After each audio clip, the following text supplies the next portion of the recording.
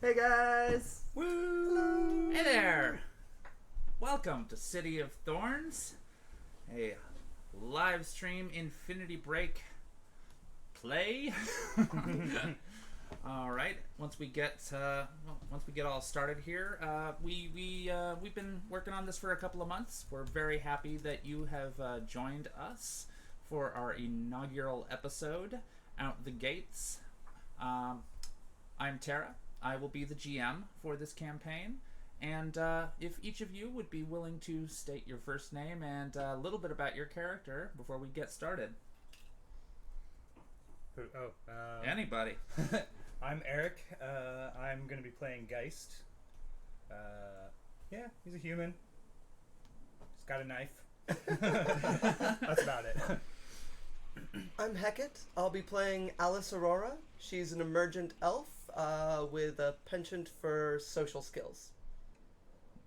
I'm Johnny Rinaldo, and I'm playing Titus Kovlovsky.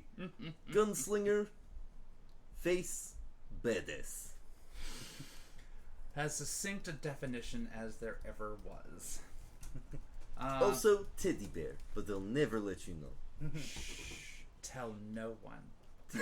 If you tell anyone that I'm a teddy bear, I will kill you.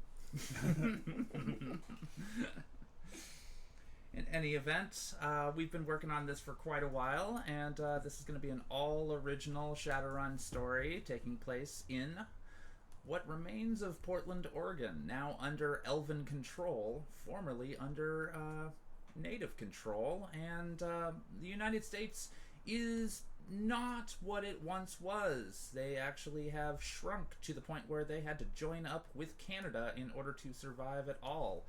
Vast majority of the western states are under different control of different new nations that have appeared.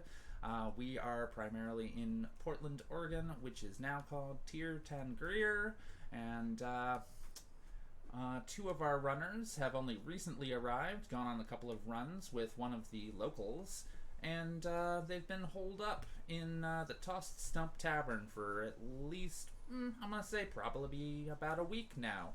And they've met some new friends in the local establishment, and gone on a few missions, had a few drinks together, burned a Mr. Johnson, rather than exposing a valuable artifact to the people of the city. And as a result, they are dealing with the ramifications of that as they begin their day in the city of Thorns storyline. The date is now Wednesday, July 27th. The year is 2078. This is a date of significant importance to the sixth world of Shadowrun. As far as our runners are concerned, it's just another Wednesday. They all wake up in their separate rooms at the Toss Stump Tavern, an out-of-the-way location in the Gresham Barrens around the 168th block. There's lodging upstairs for those who have the new yen to spend, and a safe house between jobs for any runners needing one. And let's see, it's proven an odd collection of social outcasts and misfit runners, as well as a secure place for our heroes to rest between jobs. The Toss Stump Tavern is often considered to be neutral territory where all metatypes are welcome in a primarily elven-controlled city, but the reality is that there are simply no rules in this neighborhood. The tavern is just slightly more generally respected as an establishment due to their consistency of keeping their patrons safe. As each of our runners emerge from their rooms, they can clearly see the staff in their usual spots, preparing to open the tavern for the day's business, and the time is approximately 8:55 in the morning.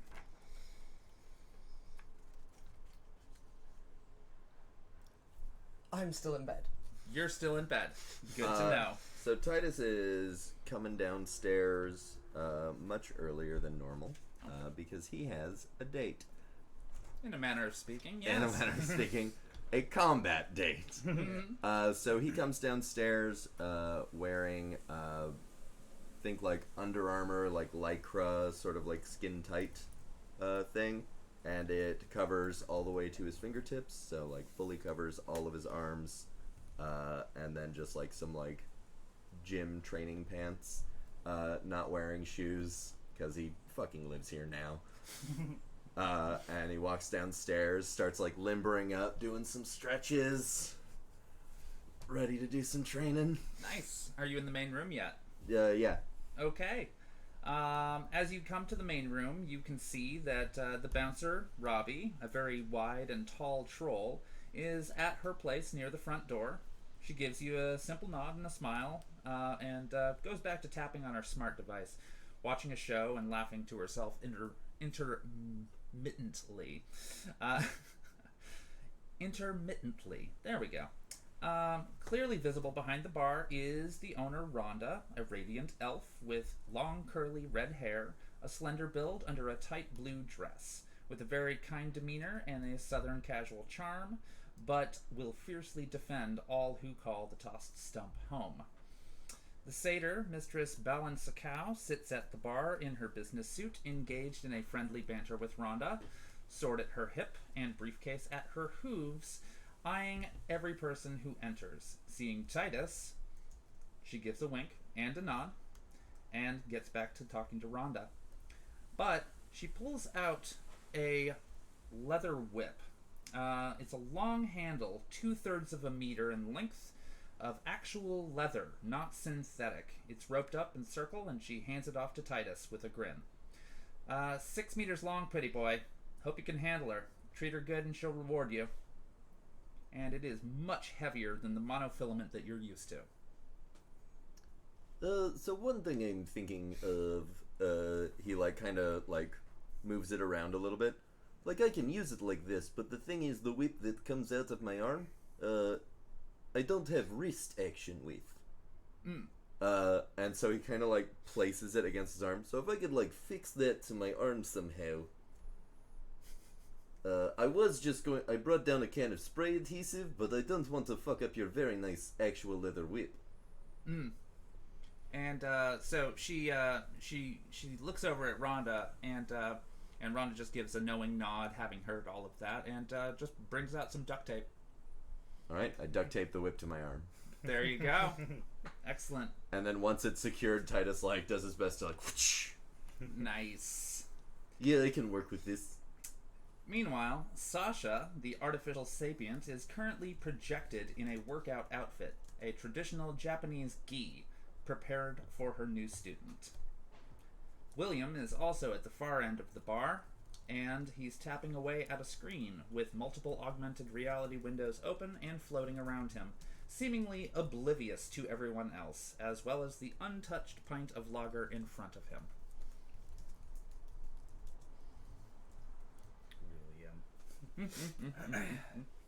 So Sasha sees Titus approaching and gives a slight bow. Titus bows back. Excellent. So, it seems you were serious. You actually want to learn, don't you? You know, everyone can be better. True enough. Well, are you prepared to begin then? Titus takes like a second to like finish up his stretches, like cracks his neck, cracks his back, and then takes a combat stance. All right. Very well.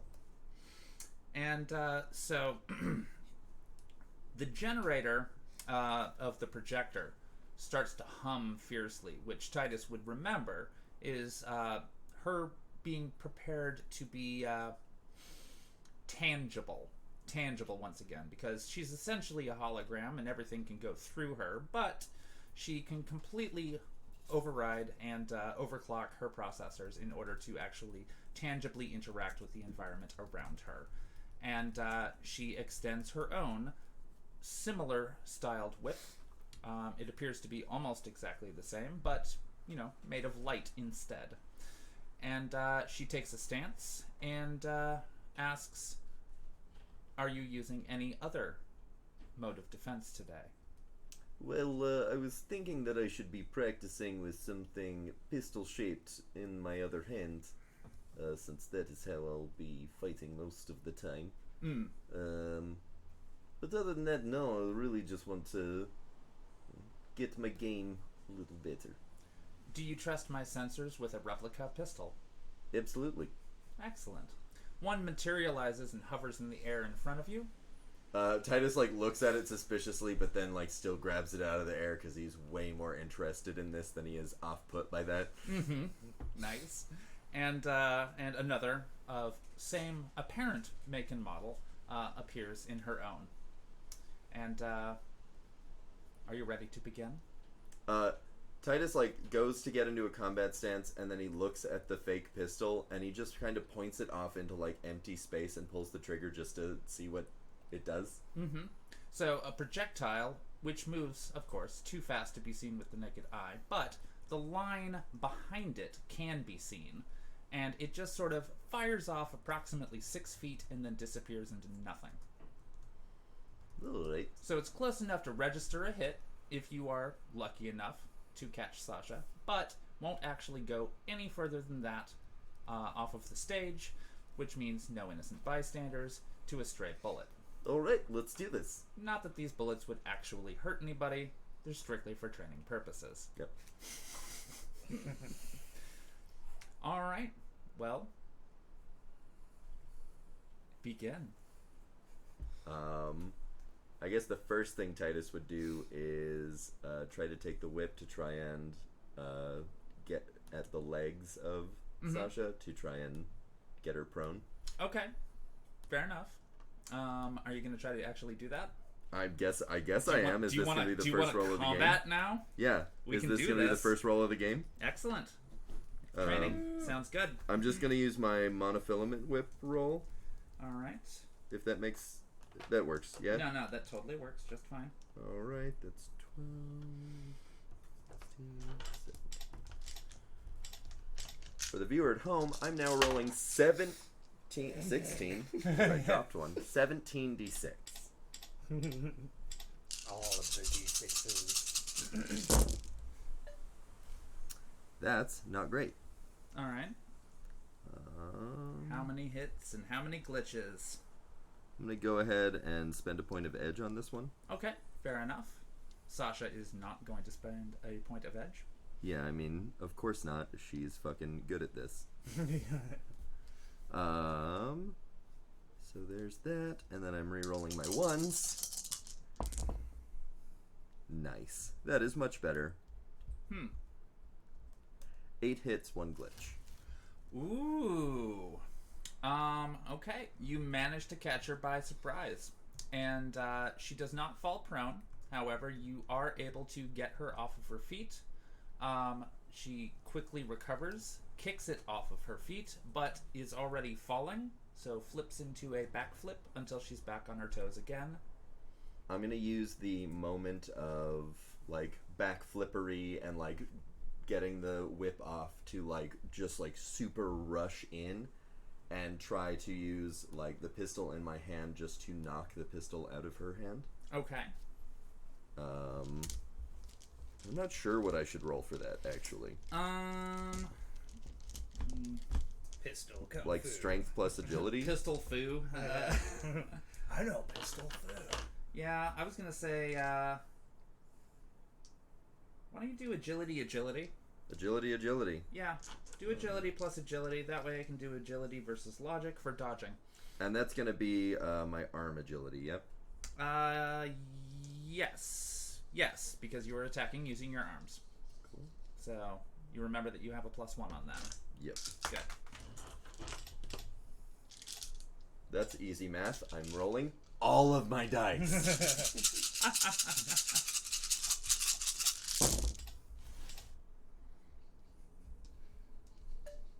think this rolling tray is negatively impacting the outcome of my rolls. Oh, blame the tray. I'm gonna re-roll this one that was cocked.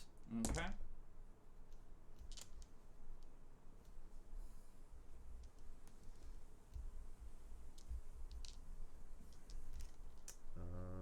And I am not going to spend any edge on this, and that is 6 hits, 3 glitches. Ooh. Okay, so describe what you're trying to do. So I'm trying to rush in and knock the pistol out of her hand. Okay, you are completely unsuccessful at that. And that unsuccess gives her the opportunity, after recovering from the backflip, to do a forward flip, and now she is behind you. And she's going to take that opportunity to slash you with the whip from behind. And I will see what that looks like. God damn it. Ooh. Good fucking damn it. Okay, so she manages to completely get her whip around your main torso. So it's got your biceps on both sides pinned as it wraps around 4 times. And but it's kind of loose. Like, you could get out of it relatively easily if you were to try to do that. I'm going to... So with one arm, I'm going to grab the part of the whip that is, like, trying to turn... I'm going to turn around, and with my... I assume I have this pistol in my right hand, because the whip is in my other hand. Yes. So I've got the pistol in my right hand. With my left hand, I'm going to try and grab the part of the whip that is, like, going back to Sasha, like, so that she can't tighten this loop, rather than trying to just get out of it. And I'm going to shoot the pistol in that general direction, the goal being less to, like, hit her, and more to blind with, like, muzzle flare. Okay. So it's just kind of like a random shot in the vague vicinity with no intention of hitting. Okay, fair enough. Um, I would accept a simple D8. Just do 8 D6s. Cool. Yeah.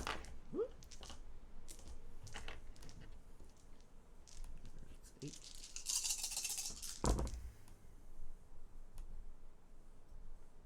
And I'm gonna go ahead and. Nope. Nah. Just 8 D6s. All right. 2 Not too hits, fancy. no glitches. Okay. All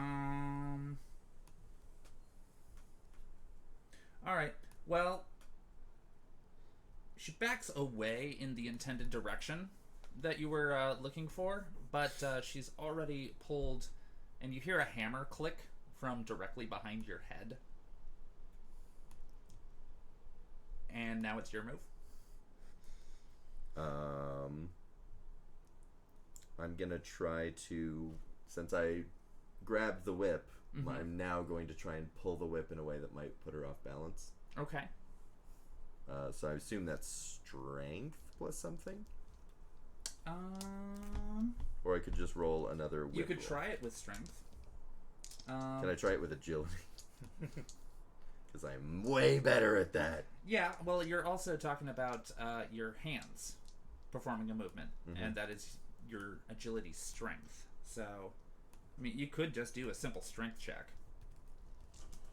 Yeah, I mean, my arm strength is still only 4. Versus my agility is like 12. Okay, I'll give you the, how about just a strength plus agility? It's usually reserved for something else, but I think considering your circumstances, it should be allowable. That is 12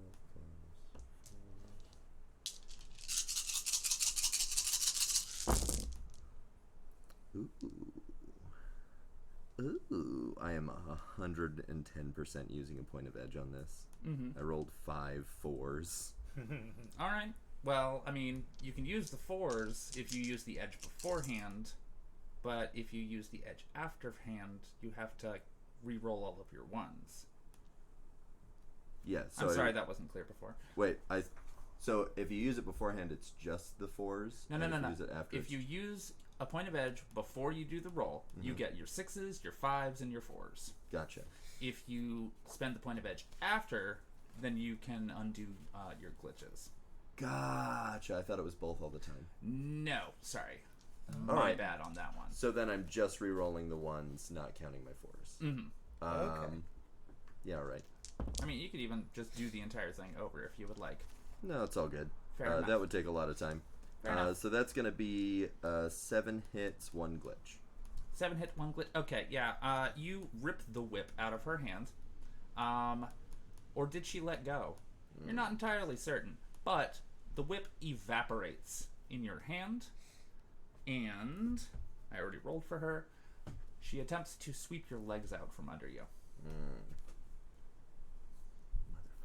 Motherfucker. Can I take a full defense on that? Roll me willpower versus strengths. Or, not versus, but willpower plus strengths. Gotcha.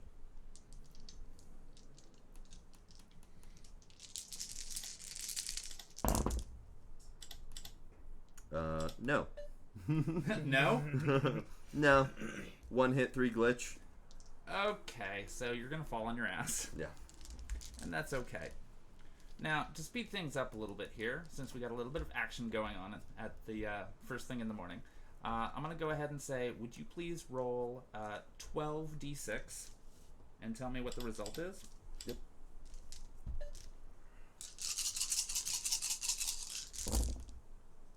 Ooh, I like this.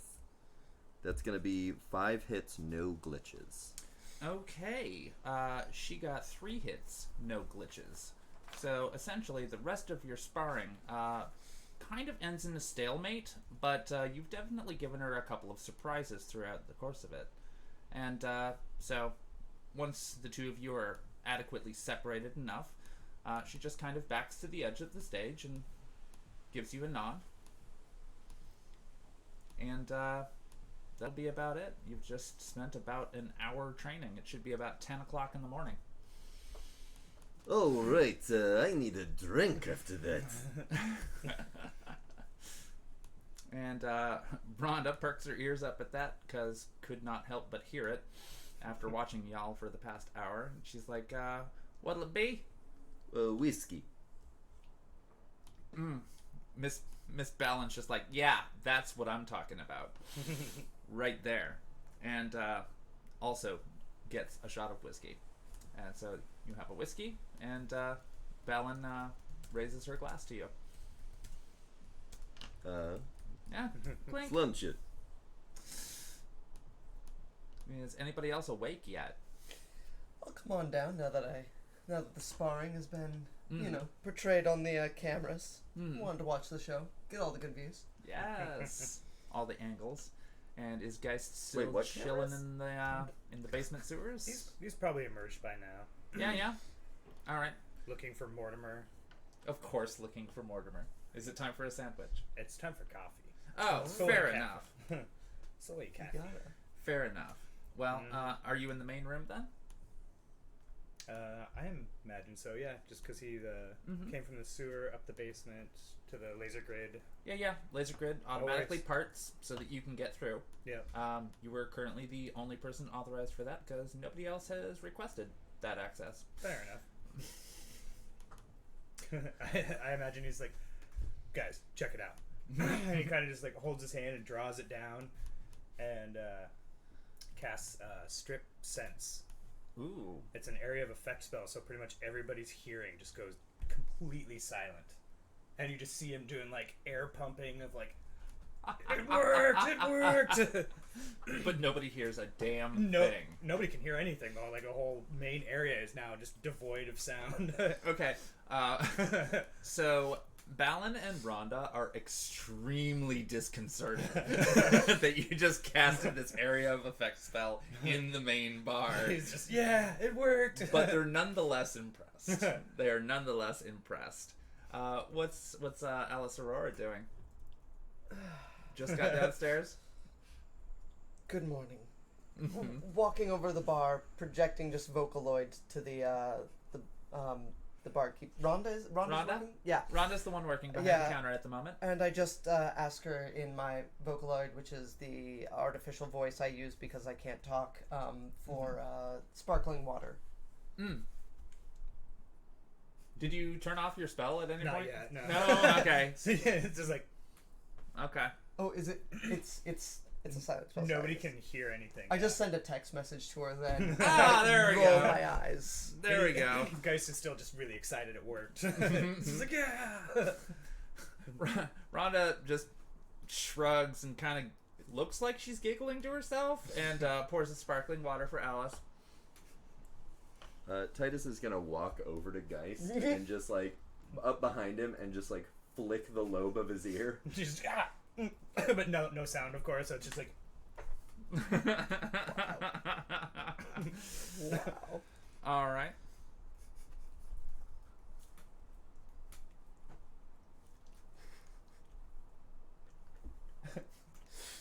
So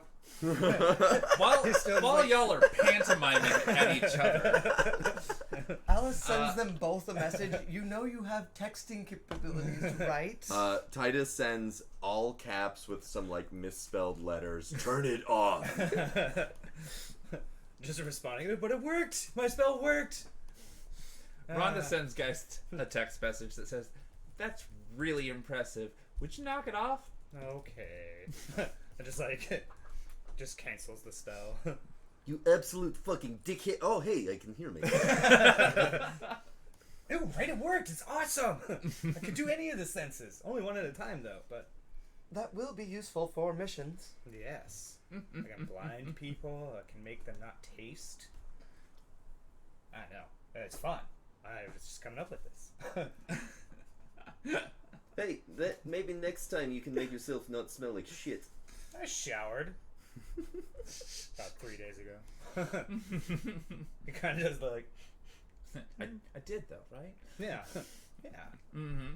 I remember it. Excellent. I ran into the troll. All right. What are y'all doing for this morning? Since you've all just seen each other for the first time, a interesting way of waking up and seeing your housemates. I'm just like picking at the duct tape to try and get it off. Because walking around with a whip on my arm sucks. Yeah, I'm going to sit there drinking my sparkling water, but I'm going to project my Tridio, and I'm going to very cautiously with my Tridio body walk over to Sasha. Trying not to show any trepidation, but probably show just like the micro expressions of trepidation that probably only Sasha and other really astute people can pick up. Fair enough. By this point in time, since nobody has really been paying attention and training time is over, she has gone back to her usually used 1920s flapper girl outfit, and it seems to be one of her favorites because she does pull it out quite often. But since it's about 10 p.m., she's thinking about the opening of the day. And potentially, I mean, it's a Wednesday, so it's just like, it is a Wednesday, right? I said that? Yep. Yeah, it's a goddamn Wednesday, so it's probably not going to be too terribly many people needing to be entertained, but that's what her job is. She's the entertainer. And apparently martial arts trainer on the side. Because why the hell not when you're when you're just as smart as she is. This is like some Matrix I know kung fu shit. Yeah, except Really, she's the training really program. is. But she's so much more than just a training program. All right, score. So Sasha has noticed and smiled and given a slight nod. Sasha, I've been meaning to talk to you about your tangible photon field? That is a way of putting it, yes. Is there something you would like to know about it? Well, everything. Well, I can tell you, at this point in time, it is a incredibly energy efficient, if taxing, system. It is not something that I have a tendency to use willy-nilly. I primarily use it whenever the situation calls for it, whether or not it is a situation such as a training purpose or a more relaxation or entertaining fashion, but such things will always cost new yen, and I do not want to overburden the electric bill of this place as it is. Naturally. I don't suppose you could send me the documents on the information you have regarding that? I'd love to peruse them. I will be able to give you the original documentation on this particular technology.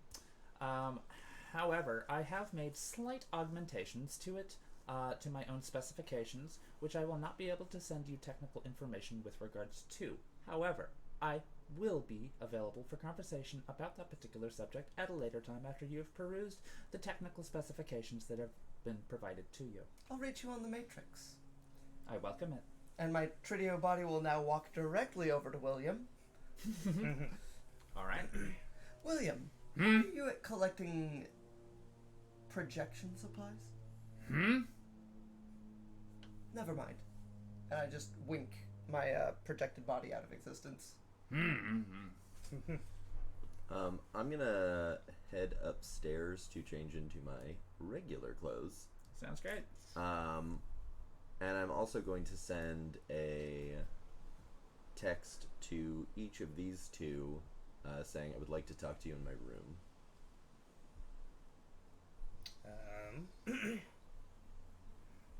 Geist just gives you the thumbs up emoji. Well, I would have sent that after I went upstairs. Oh, as emoji, yes. Yeah, just in response. In response. I'll send a text that I'll be listening through Geist's devices. Yeah, real fast. Geist is gonna walk over to William and be like, so you get that the thing I sent you? What are you talking about? He's like whispering. There was a list. Yeah, I did. I haven't gotten on that yet. Okay. Alright. Sorry, it's a little it's a little early. This is usually when I try to get my work done. But if you want to come chat with me about that later on today, that would be great. Okay, and he kind of just like ding on the glass and walks away. Don't touch my pint. Guys, I'll start heading upstairs to meet up with Titus. With that, my elf body will signal to Rhonda and kind of point at Mortimer's pint and do a 2 with her fingers and point at... Not Mortimer, I'm sorry, William. William. Yeah, Mortimer's not in here. Raise 2 fingers and point them at William. 2 fingers, point them at William. 1 at the pint, 1 at him. No, like points at the pint, 2, and then points at William again. Give him 2. Is that how that's to be interpreted? Yeah. Okay, fair enough. So That of course she doesn't say yeah because she can't talk. no, and that's totally fine. That's totally fine. As long as Rhonda gets the gist, and I need to get the gist. Yeah, But she nods. No, totally. Yeah, I'm gonna go ahead and say yeah. Rhonda totally gets that, and we'll take care of it when it's time. She smiles broadly at William. Because William has still not touched this pint that is sitting in front of him. Naturally. Mm-hmm. Sounds like a warm beer drinker. He's just busy. Fair. I mean, he wants it, Yeah, he wouldn't have but ordered he's it if busy. he did. You know, it's just like that moment whenever you, like, you know, you ever crack open a beer and then get totally engrossed in a book, Yeah. and you're like, oh shit. And then you grab it and you're like, oh, it's warm. Yeah. Yeah. And maybe he doesn't care. You know, Yeah. I don't know. That's William for you. And as Geist is making his way up the stairs, he kind of stops and kind of rushes back down. Rhonda, do you have any soy calf? I would greatly enjoy a cup right now. Oh, sure thing, sweets. Here you go. And she pours you a fresh cup. It's been bubbling right behind the counter the whole time. Just Geist kind of watches where she puts it, and he's just like, mental note. I'm just gonna grab that from now on. She probably wouldn't stop you. Yep. I figure it's not booze or beer, so No, it's soy calf. yeah. I mean, It's- also, if we were to grab our own booze, like, we have paid for bar tabs for the next month, so... Yeah, essentially. I mean, but just to keep up appearances, I'm going to go ahead and retcon that Rhonda's just like, not during business hours. Just don't give the customers any ideas. That's kind of what I was picturing. I was just picturing Geist going back there invisible during business hours. All these bottles start just like floating in air as you hear chuckling and running. And Ron's just like, I know that's you guys. Yeah. Just don't. Sorry. Don't drop anything, but you know Miss Balance going to sniff you out. Oh yeah, literally and figuratively. Okay, so are you headed upstairs? And Alice, are you staying downstairs? Yeah, I sent the text that I'll be listening through Geist's Excellent. habits. So you went upstairs, you came back downstairs to get some soy calf, Got the soy calf. and then... Now walking upstairs, sipping it very loudly. love it. Absolutely love it. No idea of manners. You remember which room is Titus's? For the most part. Okay. I mean, we spent the first, We what, spent 2 about nights? 2 days there. Yeah. 2 nights then in that area. And for the listeners at home, I am referring to the one-shots that we did to prepare our characters and get all of the players working together in a fun environment. Yeah. Where we want to test out how awesomely this crew is going to be. The answer was awesome. Hint, I said it earlier. All right, so Yeah, just kind of knocks on the door, sipping the soy calf. Titus like answers the door, like putting his like other arm into his shirt as he starts like buttoning it up. Close the door behind you when you come in. Okay. Just kind of closes the door. All right. Pulls out his phone. I guess Alice, can you hear me? I'll actually. He's just doing like this. Do you have any audio devices on you? No. well, you got a comm. That's what he's holding it out. Yeah. Oh yeah. I'll speak with my vocalized voice through the comm, like glowing the blue that my eye glows whenever I speak on Yeah. the LEDs. All of you around. have at least one comm. Yes, I can hear you fine. All right. So last night got a little weird. You may have noticed that I knew the bar's guest. I need you to look something up for me on the Matrix. Something that might be hard to find, might raise some flags. But you can do it without, that stuff better than I could. I would consider it a personal favor. I can certainly try. I imagine Geist will be more of your wizard for this. What I need is a cure for vampirism. I'm sorry. You're seeking a cure for HMV 3? Yes. I have some very bad news for you. Listen, I don't want to hear it. I want a solution. You and every Maker Corp owner there is. If there was a cure, it would be marketed at a remarkable price. HMHVV is, as of yet, uncurable. Well, that's why I'm asking you for help. I know that that's what he said. I'm saying, can you do a deep dive and see what there is? I can try. I mean, I have a few contacts. I can pull a few strings. I wouldn't hold out much hope. I didn't say anything about hope. I said I would consider it a favor. Comlinks can't nod, so I don't nod. that guy just moves to the comments While slurping. yeah. Yes. He's not talking. He's just like making Thank you. making that nod and I appreciate acceptance. And then Titus just kind of stands there, like, looking kind of awkward for a second. That was it. Good to know. And then he starts cleaning and polishing his rifle. Haven't really done much with this room. So I'll immediately send a message to Diamond Jack, who's my fixer. Connection 6, loyalty 6, thinks he's hot shit. Is kind of hot shit. Knows he's hot Knows shit. he's hot shit. Fixer. Is aware of the temperature of his shit. He is quite aware. Hotter than shit in the desert. Yep. Sounds like a I have terrible someone metaphor. looking for a cure for HMVV. Are you doing a message or just like a flat out video call? I'll send him a Tridio call, yeah. Oh, okay. Okay. Like kind of a FaceTime. All right. Score. And you're leading with that question? Yep. Okay. Score. He likes getting to the point. All right. All right. All right. That sounds like a challenge right there. Like, so, what's the circumstances you're dealing with that would make you want to ask such a oddball question like that? To be honest, I have an oddball Rinaldo who is interested in the cause. All right, fair enough. I can see what I can pull up. I mean, I know I'm gonna find something, and it'll be real good and probably highly profitable. You know, this might be the one. Maybe What? get out of this damn town forever, huh? Huh? Where would you even go? You know what? I don't want to know. Everywhere. Everywhere. Fair. I mean, come on.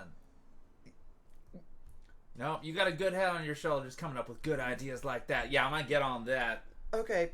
You need something else? No, that's everything for the time being. Real? All right. Real. All right. Cool. Thanks for thinking of me. You're the best, Diamond. I know.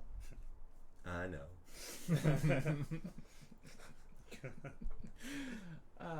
Way to appeal to my Leo sensitivity. Shit. Give me a character like that. Hell yes. All right. Score. So what's everybody else doing? You're still you're cleaning your rifle. Yep.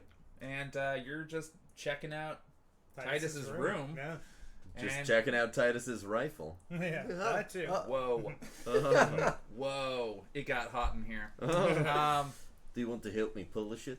It looks God, like last week it was quarterstaffs. What the hell? looks like you've got it. All right. We all read the Argonian Maid. All right, Alice. What are you doing? Oh, I'm sipping my sparkling water, just kind of blankly and happily staring off into the distance. Fair enough. Yeah, I mean, Robbie's just watching her shows at the door, waiting for opening time, and Rhonda's just allowing Balin to sit there being all flirtatious with her, and William's not really doing a whole hell of a lot except whatever the hell it is that William's doing on all that shit. And Sasha is occasionally blipping out of existence, you know, probably taking care of something somewhere else on the Matrix. But she pops back just to check on how things are doing in her environment, her home. I'll send Robbie a quick lewd gif edited with both of my bodies in it. Oh, all right. Score. Excellent. So Robbie's laughing at a show, and then she stops quite suddenly, and just kind of perks up and just like looks over at you at the bar, and she's going beet red. Just blankly staring just off. She's like completely beet red, just like, but still smiling and just kind of like, oh, okay, all right, fair enough. And but then something catches her eye in the window next to her, beside the front door, and she's kind of momentarily distracted because she's looking at you, but she's like trying to like go over there, but she wants to prioritize looking at you because of good feelings that you cause for her. Mm-hmm. I'm distracting the bodyguard. It's a good idea. Yeah. Nothing can go wrong with that. What would be wrong with that? And so I'm going to let you know, all of you, right now, that I am about to cause a scene. Oh. And I am taking over the narrative for a little bit here. Yes. But do it. Okay. I will make pauses, and you can determine what your courses of action are going to be as this scene progresses. Perfect. No way this can go wrong. This seems totally normal and not something that I'm very afraid of. None of us have any dark secrets. Nope. No. It's not like the whole cast is. You and every NPC has got dark secrets. Then there's a knock at the door. Promptly startling poor Robbie at the front door. And she looks out the window and sees a couple folks out there. You know, doesn't really think anything of it. Unlocks the door, and one of the locks on the door, and pokes her head out. And she's like, "Hey, we don't even open for like another hour and a half. What do you want?" And they were just like, "Oh, we just wanted to thank you for being such a great establishment. And Robbie's just kind of like, yeah, we know. So, why don't you go ahead and come back in about an hour and a half or so, and we'll be fine. Hand going down to gun. And she starts to close the door, and it is kicked wide the fuck open. Which kind of knocks her left arm off in the reaction. And in walk 8 leather-clad gangers of some type. They are all wearing black. They are all wearing leather. It's all tattered and messed up looking, too. Like, they've been in some serious shit, but they still wear their outfit. Gun is drawn and trained on the ground, ready to rise. Fair enough. Alright. And one of them, the particularly tall human, and he just sort of casually walks in and he's like, "Hey, Robbie, how have you been?" And Robbie is very much just like, what the hell do you want? What are you doing here? And he's like, "Just checking in on old friends, Robbie. Nothing to fear from the likes of me." Robbie is decidedly not reassured by the situation. But she looks over at Rhonda. And Rhonda has gone full-on eyes open. Very, very irritated about something. And might be that her bar just got broken into by somebody who knows the staff. But she immediately chucks her cleaning rag on the ground and walks directly over to this very tall human. And he, as she approaches, he's like, "Hey, Nails, it's been a bit, eh?" And Rhonda just goes right up to him. "Marcus, I thought we went over this. My bar's supposed to be a safe place for folks, and you ain't welcome round here no more." And he's like, "Nails, babe, we all know there's no such place as safe. We all gotta look out for each other. Gotta make sure our power stays in the streets where it belongs so they can't keep us down." Rhonda scoffs at him. "We do just fine, Marcus. Y'all and your crew can get. We take care of our own down here, and we can do it without your devious style of street justice." "Oh, come on, Nails. We used to make such sweet justice." Any reaction out of Alice?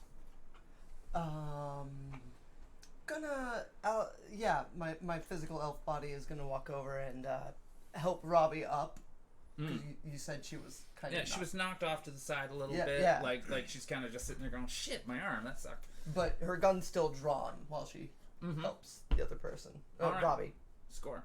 Yeah, fine. And I'm gonna whip up a tack net between Rhonda, Robbie, and me.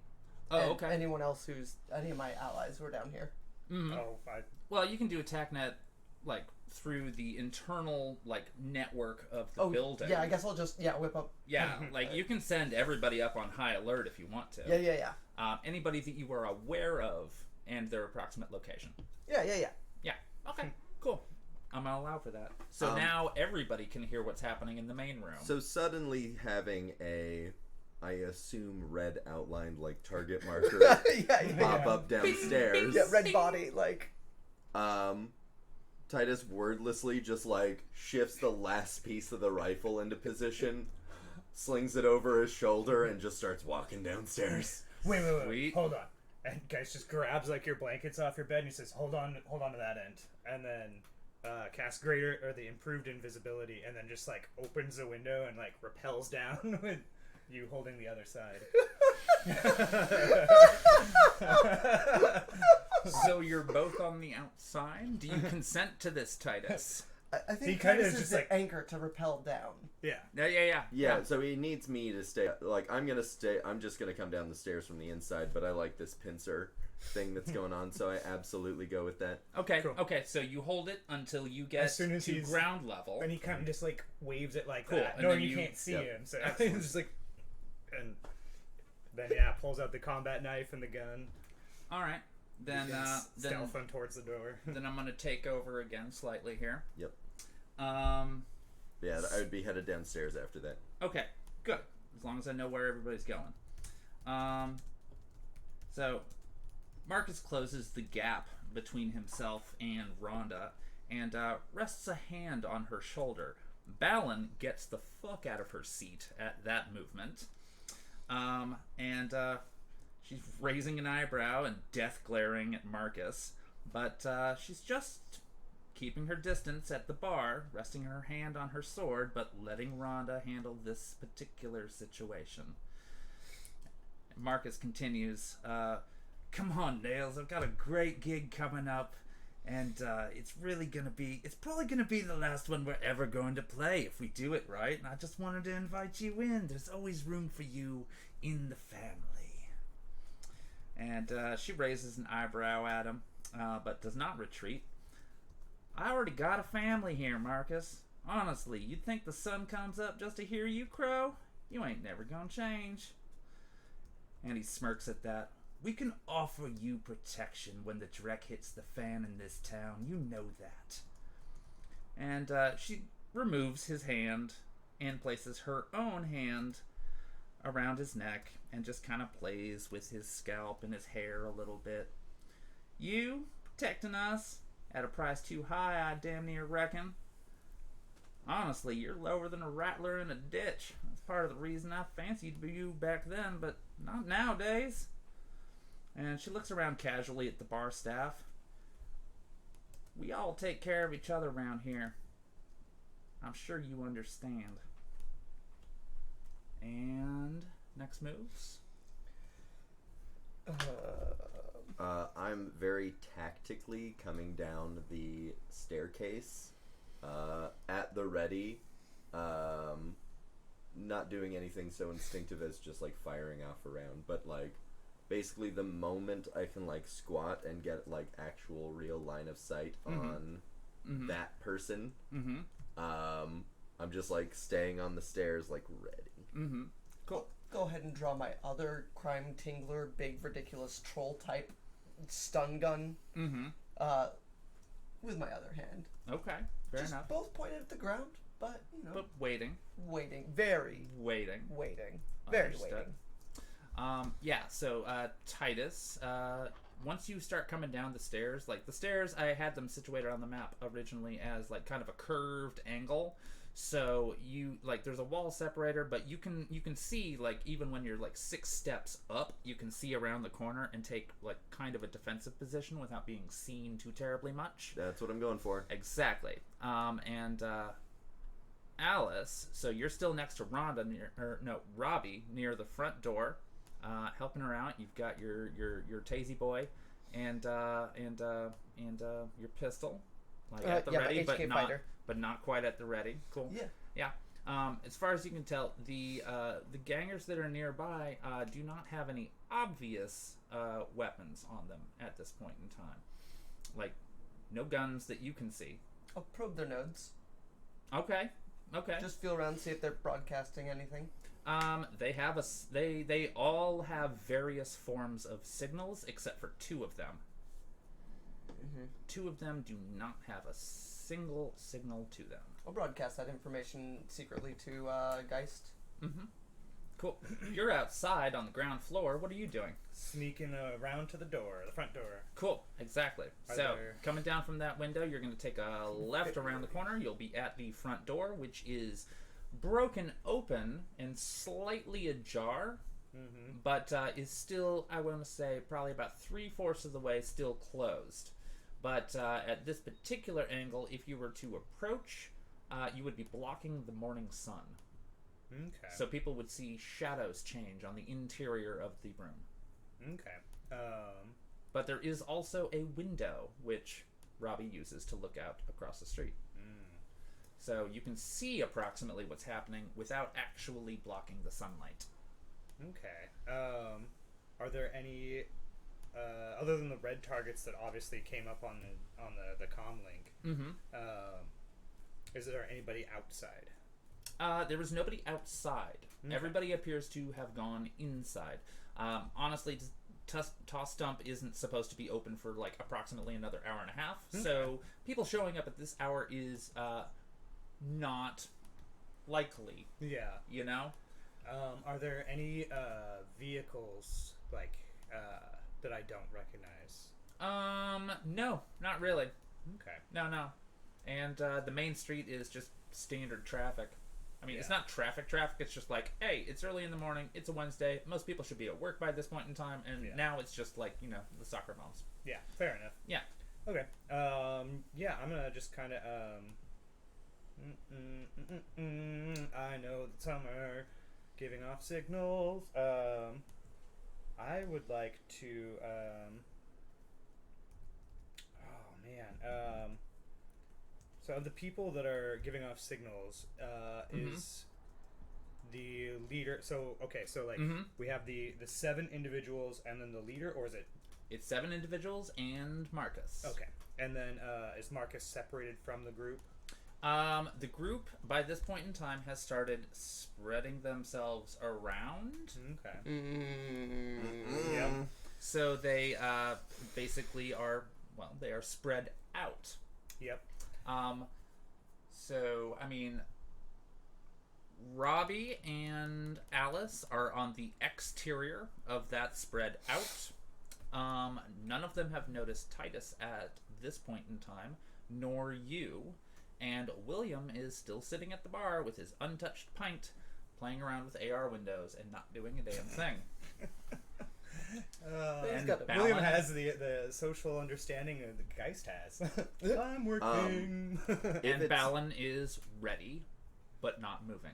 If it's possible with my the fact that I am incredibly dexterous, like while maintaining the like rifle in my shoulder, can I just be idly, like slowly, silently unloading my revolver of the standard like rainbow thing that I keep in it, and just loading flechettes.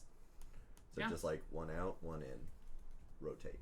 Yeah. One out, one in, rotate. Yeah. One out, one in. You're doing it quietly, of course. That's why I'm doing it one at a time Because there's instead an of echoing dump. hallway in Yeah. between you and everyone else. My imagination is if I wanted to do this quickly, I would just dump it. Yeah. Where this is, I'm picking up one thing, putting it in my pocket, taking out the thing from the same pocket, putting it in. One. So nothing's hitting the ground, nothing's clinking against anything. It's just very methodical, like at my waist with this still ready and aimed so that at any moment I could just come back to pull the trigger. Also, that gun has electronic firing, so I don't actually need my trigger hand. Nope. Exactly. You just have to aim right. Yep. Which is awesome. Which and is- kind of hardcore. Which I can do because Smart Link. All right. Yeah. Can I try last thing? to? Because now that I understand just kind of the situation, Sure. Can I try to find somebody who's giving off one of the signals that was pinged by Alice to like figure out if it's like is it like a smart link or is it like cybernetics? Like what's sending off the signal? Okay. I'll give you that it is a smart link and it is cybernetics, and there are only 2 modes, on and off. It is an extremely binary system. All of them are currently set at off. I would like to switch one to on. Oh no. Oh, Oh no. I bet they're grenades. I'm Who almost knows? certain they're grenades. which one? The one that is furthest removed from everybody else, like, so as they're like in a semicircle like that's right. that, I would like to target like somebody who's here while like Okay, Alice and so somebody who is furthest away from one of your friends. yeah, pretty much. Yes. Like, Okay. Christ almighty. Yeah, this is gonna be I'm gonna bad. blow up half the bar. Oh, I don't know. It might not be a bomb. It could also just be a gun, and it's gonna go off. Good thing Yeah, that but suit it has could fire be resistance. a bomb, Yeah, I know. It could also be a bomb. which is amazing. I love Geist. I love Geist so much. Oh, we have a Dareth in the Okay. group. and we blow up the bar and we all die at the end. Thanks Thank for you for everybody for tuning in tuning to the in. first and We have only a Patreon episode. at patreon.com/Infinity Break. Yeah. All where right. the other alternate reality where this didn't happen. Now I'm taking this little narrative back over, seeing as how you're gonna turn something on, not knowing what the hell it is. Oh God. So, Hashtag might be a bomb. Yeah. Just maybe. maybe.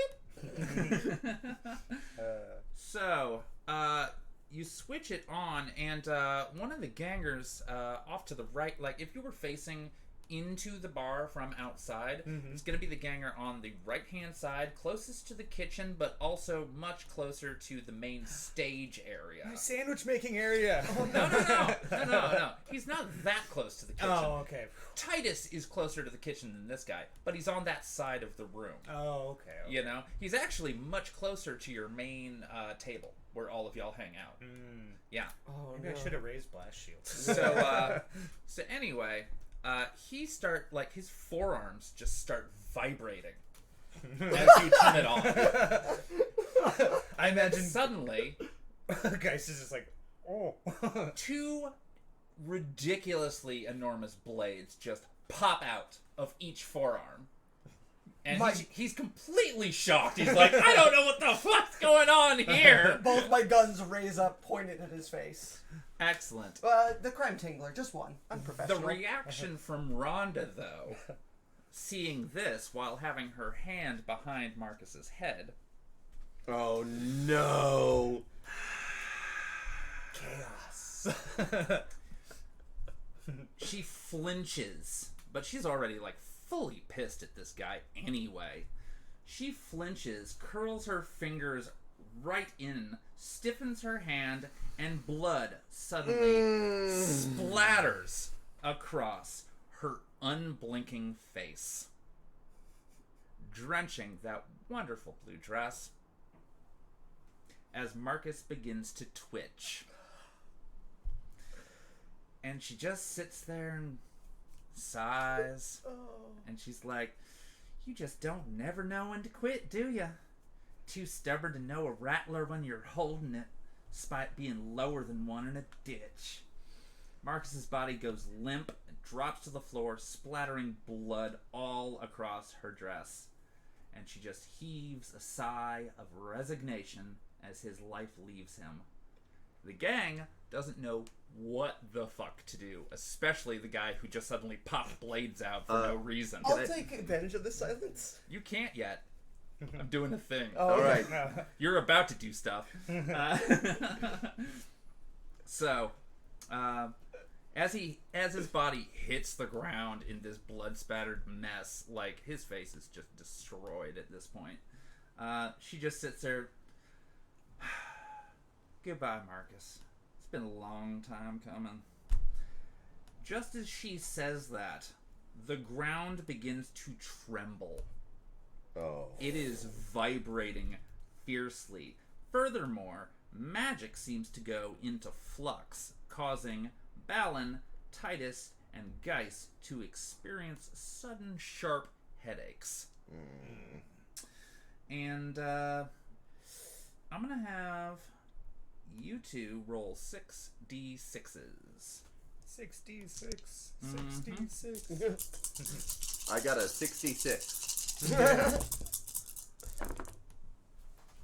Ooh. Ooh. I don't think I'm TACnet tied. applies here. I'm gonna spend a point of edge. TACnet does Not better. apply. Not better. Mm-hmm. It's bad. Mm-hmm. No hits, one glitch. Okay, no hits, one glitch. What'd you get? I think I'm gonna burn a point of edge to reroll my ones. Oh, use a point of edge. No, you can't. Okay. Not this time. Not this time. Because it seems like an earthquake is happening at the same time. And I'm going to say y'all are taken by surprise. Furthermore, there's a magic element to this earthquake. Yeah. Also, I'm gonna say I'm trying to multitask, so like I fully appreciate that I just fell over. Oh, you fell down the stairs, maybe? Oh, I can work hope, with that. I hope not. I can work with that. No, just do whatever you were gonna do. Okay. I didn't mean to give you ideas. No, that sounds amazing and hilarious. I hate that, actually. So, Titus, you're gonna take 4 stun damage, Oofda. and Geist is gonna take 2 stun damage. 2 stun damage. This is my first time taking damage. Welcome to the show. What happens? You draw the X's on your Yeah, stun, just fill in 2 of the bubbles. Or, no, you get 4 bubbles I of hate stun that. damage. which puts you at a -1 to all physical check or all checks. Oofda. Oh, that's awful, and I hate it, actually. Until you recover. Yeah. Alright. So, Marcus's body goes limp, drops to the floor, ground begins to tremble as she speaks those words. Magic goes flux or otherwise unavailable. So all of you get hit with your magical stun damage. The electrical power grid begins to fluctuate, and Sasha manages to say shit before blinking out of fucking existence. The rumbling continues. It is a obvious full-on earthquake, and the power goes out completely. The others in Marcus's gang go really uneasy, seeing their leader suddenly die, literally at the hands of his ex, followed immediately by an earthquake. They are literally and figuratively shook, and lacking direction, they go on the offensive. And it's now an underground bar. Yeah. Aww. Just reading quotes from. Oh, our thank you for friend. being able to read that from so far away. Quick question: Nice. Is Geist now visible? Is Geist now visible? Well, I meant like, did the stun damage and the magic not being I'm gonna available say be like, you. and he's just like, fuck. You should probably roll 6d6 since you were the only one using magic at the time it happened. Uh-oh. Yeah. Bottoms.jpg.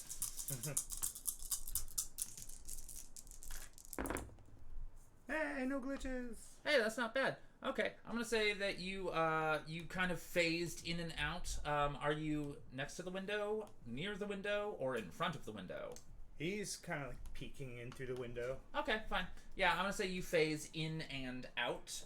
You've lost control of it. It stays invisible for the most part, but you don't know when it's going to stop or waver or fluctuate in any sort of way, Okay. as long as you choose to have it enabled. All right. Which means that I get the fun job of having to roll to see whether or not you start glitching out. Yeah. Totally random. We'll find out. That's why you're going to hate these sound effects. Yep. I already do. I already hate this. Boop. Score. Alternatively, what if that didn't happen? Oh, I've got a better idea. For Plot. puppies? So, combat time. Combat time. Rhonda is continuing to stare down at Marcus's body, dead center, middle of the room. Not moving, not doing a damn thing, just staring. She also has not retracted her claws. Probably for the best. Yeah, but she's also not fucking moving. Yeah. Not the best. One mage ganger, who is a mage ganger, Of which course. is why they do not have access or pop up on your feed, suddenly finds himself without magic and runs for the door. Alright. And Robbie dodges because he's not watching where he's going and trips him, but winds up falling to the floor. But in tripping him, he flies forward face first into the door, which is ajar and is now closed. Because his head has struck it. He is now unconscious. Boom.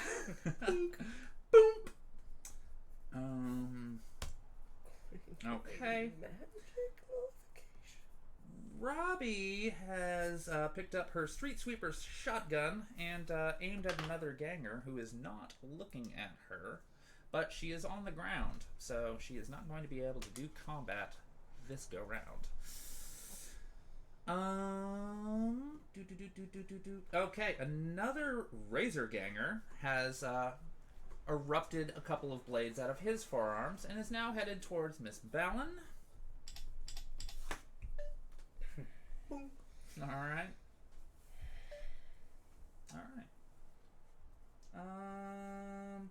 Yeah, okay. So she draws her blade in a short exhale, and one swift moment bisects his face with the sword vertically. So right up the middle, right up the middle. And I'm gonna go ahead and say she smirks and lets loose an involuntary giggle. And so we've got another Razor Ganger is moving down the hallway towards Titus just to see if there's anybody else over there. Another one is making sure that the door is closed and has erupted a couple of blades from his wrists. And a Mage Ganger, the final one, has approached Alice, attempting to conjure something. But the spell keeps losing power, and they are furiously concentrating to compensate, but they are succeeding. The air around them begins to crackle, and something, not of the material plane, is beginning to emerge about 3 feet to his left. Everybody decide which order of operations you want to go in. What? Order of operations? Yes. Either that or roll initiative. Quick question. What's that? Can I see the conjuring? Yes. Yes, you can. Cool. But you also see the guy who is in between you and the conjuring. He's about halfway distance. He hasn't seen you yet. All right. Here's the thing that we haven't ever tackled before. Okay. Is the way turns work in this game. Mm-hmm. So I could do like 2 pistol things. Mm-hmm. Can I shoot 2 people with my rifle? Just like bop, bop. We've actually never addressed your rifle. Is it a semi-auto or is it a single shot? It's a semi-auto. Then you can take 2 simple actions. Yeah. Beautiful. And also, it's connected through, you don't even have to pull the trigger, so it's just, doubly as efficient. I'm going to say you can do that. So, I think that I should go first because you have the highest fucking initiative of everyone. I have some dope shit that I can do. Yep. I only have 2 loadouts for the rifle. I have a lethal loadout, which is never my go-to because, obviously. Yeah. And I have narcoject darts. Yes. I'm going to put a narcoject dart directly on the fucking face of the conjuring person. Okay. Geek the mage. So, geek the mage. So I'm going to geek the mage. All right. And then I'm going... But you're only going to knock him out and wipe his memory. So this is narcoject, so no memory wipe. Oh, okay. Fair enough. Not Leia's. That's what it was. Yeah. And then I'm going to put the other one in the guy who's approaching me. Just... Sweet. And is the secondary one lethal? Different type of round? It's an entire magazine of narcoject. Nice. So 20 of them I would have to reload to go lethal. Okay, fair. Good.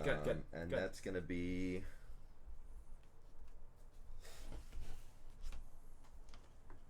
this many dice?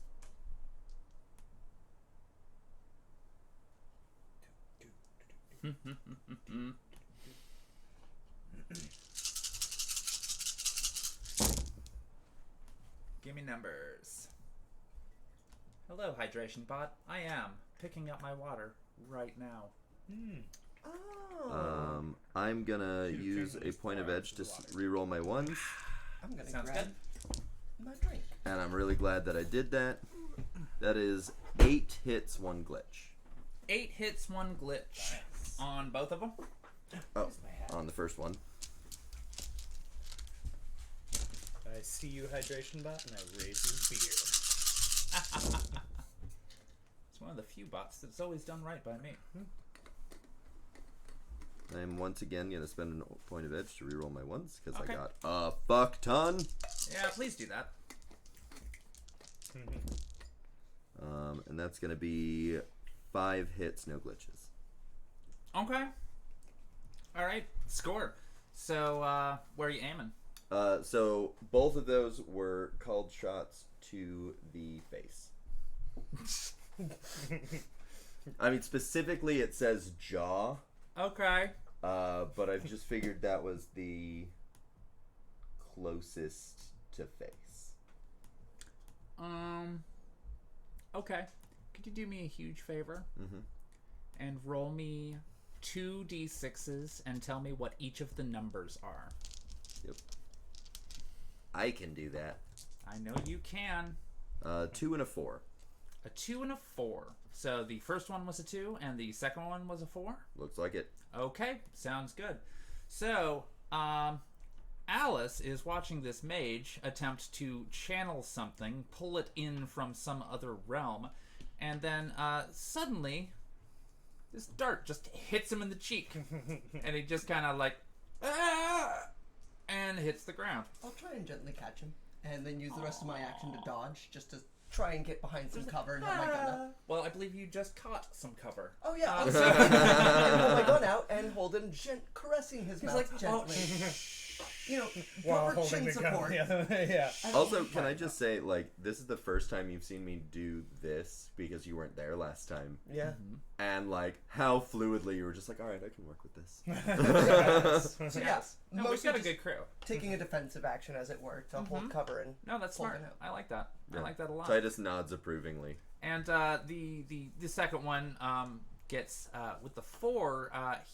He got hit in the eye. But by the time it really kind of gleans across his mind exactly how fucked his eye is, he's already falling unconscious, and he's out like a light.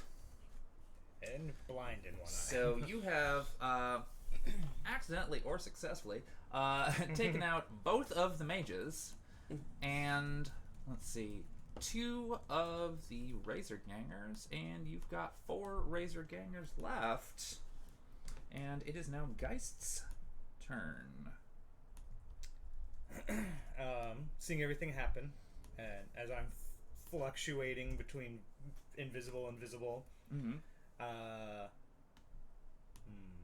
did I hear the door lock at all? No, the door did not lock. You are pretty astutely aware that it did not lock. It just closed because somebody's head shut it. I would like to kick the door open. Oh! Like, kick the door into this guy's head. Oh, God. Okay. Yeah, well, Y'all vicious. I need in to protect my friends. why don't you roll me 6d6, and I will roll to see if this guy's neck doesn't break. If it breaks, it breaks. Yeah, Geist. God, I love him. I don't love it. Okay. 1 glitch, 3 hits. Okay. So, I'm not gonna crack this guy's neck, but he didn't do as well as you did. And so I'm gonna say he was already like starting to come out of the unconsciousness, and he just like kind of lifted himself up a little bit and just like got his bearings, and he was just like, oh shit, I've got to get out of here. And then you kick the door open, and it just slams into his face. Like, now he's a crumpled mess next to the main stage, and he is totally unconscious again. Cool. Don't have to worry about him. Yeah, you don't. However, you have just burst into a room where there are 4 Razor Gangers, all pretty much just sizing up everybody who's standing in the room. Yep. Yeah. Now they got a new size to measure. And, yeah, I'm going to go ahead and say, I'm not even going to roll for that. You have just surprised them. Yes. Because they thought that door was closed. So I'm going to go ahead and give you it's not the Shadowrun equivalent of an attack of opportunity, but you have the element of surprise, so their defense is not going to be great if you choose to do something right about now. I do. I would like to I think I would like to fire, approach, and then try to stab a different one that I fired at. So kind of just like Okay. Try to just lessen the numbers as fast as I can. Okay. Well, let's see. Okay, fair. One of them is headed towards William. Because William's not doing jack shit, apparently. Yeah. Despite the obvious fucking battle around him.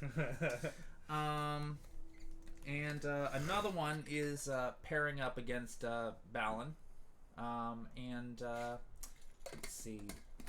Another one is squaring out with Robbie, but they look pretty, like Robbie's probably gonna be fine. Okay. And then the third one is just like giving you the full attention. Okay. Like, hey, new target. Yeah. Somebody is behind an unconscious body and is not taking a high priority from the bad guys at the moment. Makes sense. I'm support. So what you gonna do? I'm gonna fire at the guy who's looking at me. All right. And then go. He's gonna go ahead and if you could fit a broadsword into a forearm, that's what he's got. Okay. If you could do that. But he only has one. You really only need one. Well, it's a hefty. Yeah. It's a hefty. Hefty. Sorry. I apologize. I'll get over it. I'll allow it. You will take no glitch on your next roll. But you came close to it. Yeah. Oh no. Yeah, that's why I was like, oh no, I need to apologize right now. yes, fucking commercials. There will be only our commercials. Yay. So yeah, you gonna blow him away? Yep, I'm gonna try to shoot him. Okay. Do it. Trying to.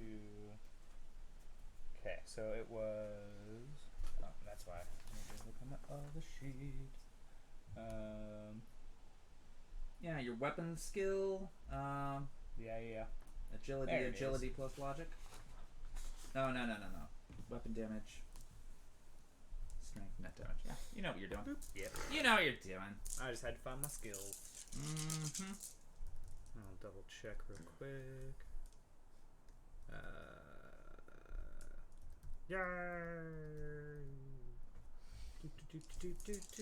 Yep.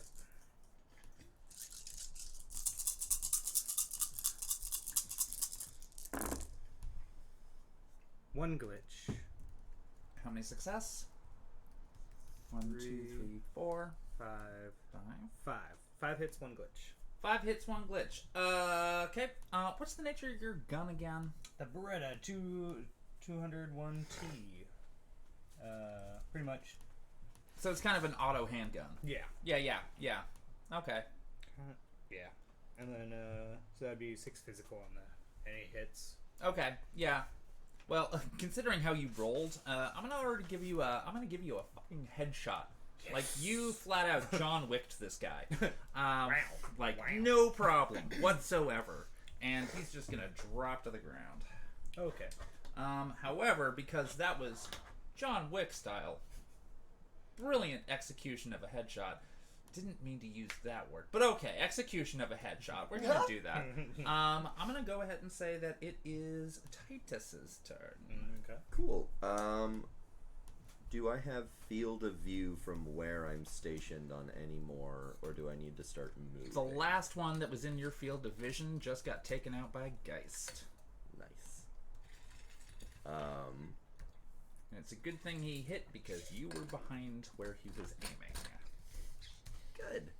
I mean, that guy was just mean bugging me. I had to. I was like, I don't want to get stabbed today. Nope. So I'm going to stealthily creep around a corner such that I can get a view on.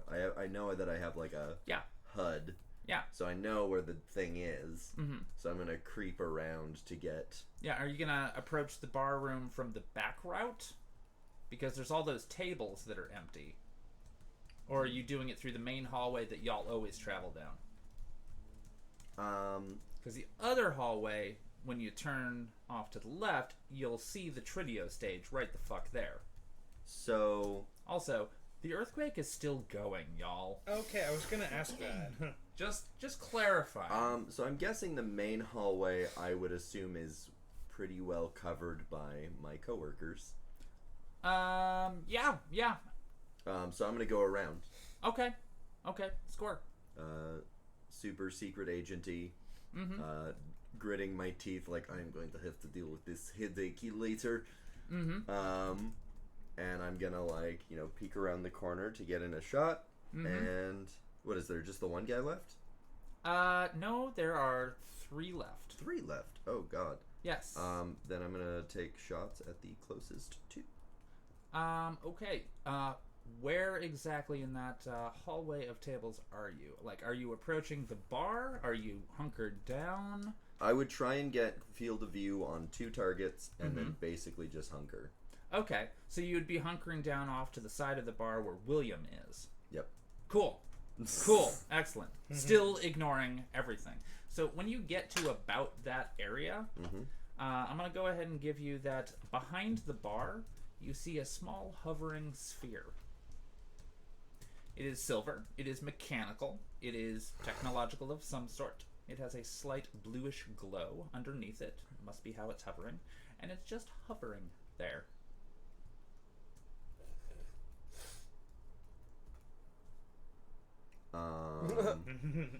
You can ignore it and continue on to your shot if you wish. Any of the TACnet information give me the idea that one of these goons deployed it? No.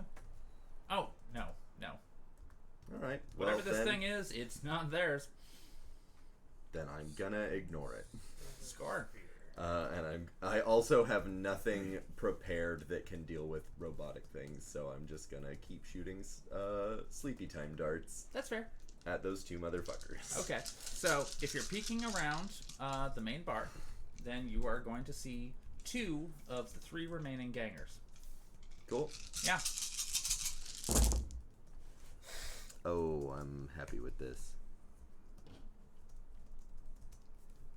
I'm very happy with this. Brilliant. That's gonna be 10 hits, 1 glitch. All right. And that is another called shot to the face. Okay, and that's one of them, correct? Yep. Okay. And then... Whoop. God damn it. That was significantly less good.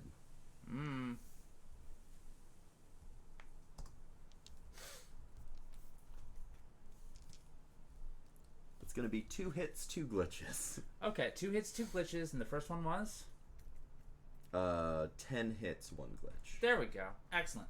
So, to the face, right? To the face. All right, slick. So, the first one, yeah, absolutely no problem. You miss his face, but you completely get him in the neck. So, he's going down. It's nap time. It's nap time now. The 2 hits, 2 glitch, though. That one unexpectedly bounces off of his forehead, which apparently has metal underneath it. And just kind of off into a far corner. Doesn't hit anybody, just doesn't strike the target the way that it was supposed to. And so he unsheathes a blade and goes in for William.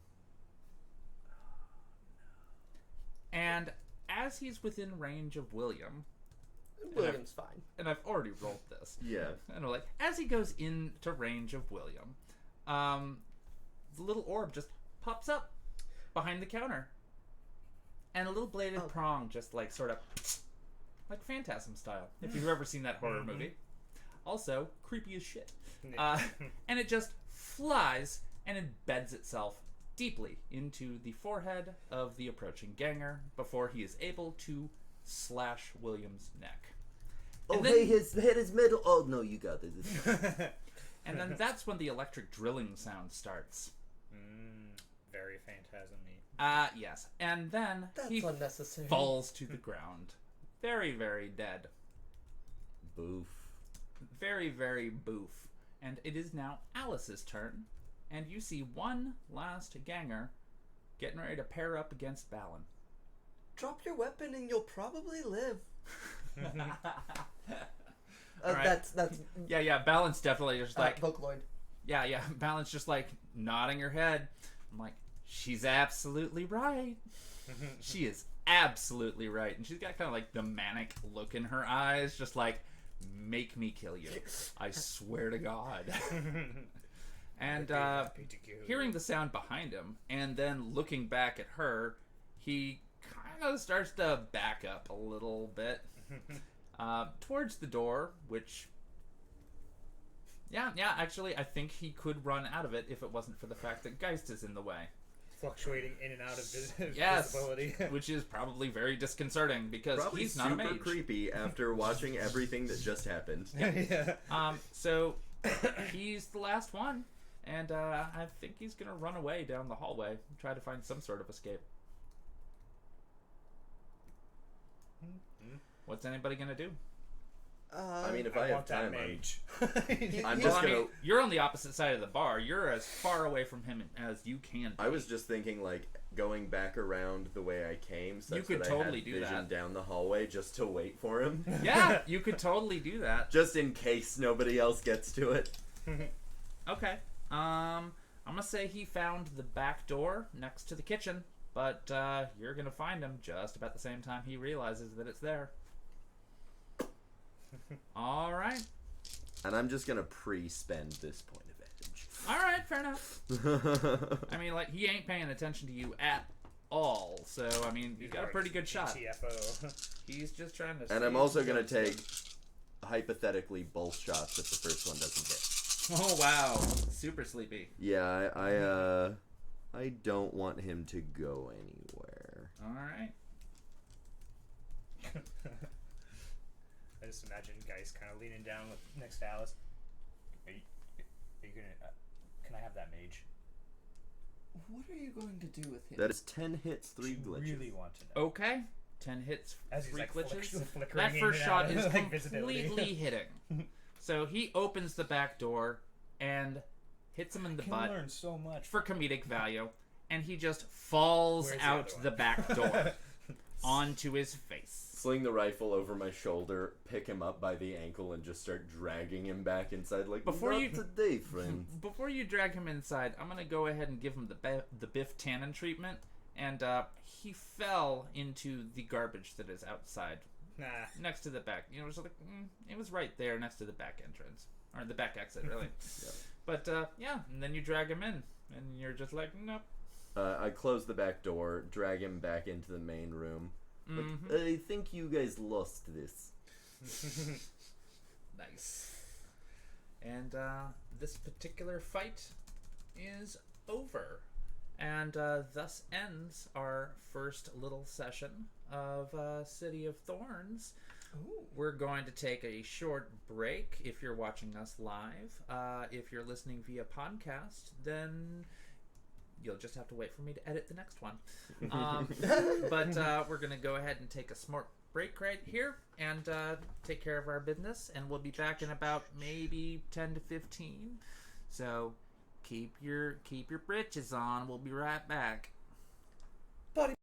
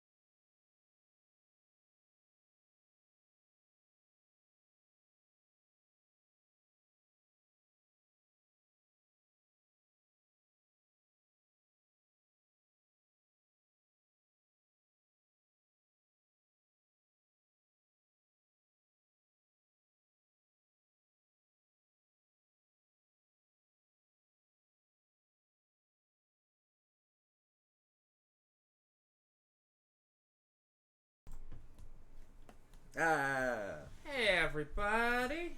I can see you again. Wait, no, I Welcome can't. back. I can No, never you see you see again. us again. I got that backwards. Excellent. Well, I certainly hope everybody in the audience is enjoying the show so far. Haven't been doing too great on the chat this go round because I am juggling so many things at the same time this particular session. But we are ready to start up the next part. The aftermath of the assault on the Tossed Stump Tavern. And the first fight I think y'all have seen in this place. Yes. Yeah. I'm damn certain that is the case. I can't believe that they thought they could start a fight inside this bar, of all the bars. Mm-hmm.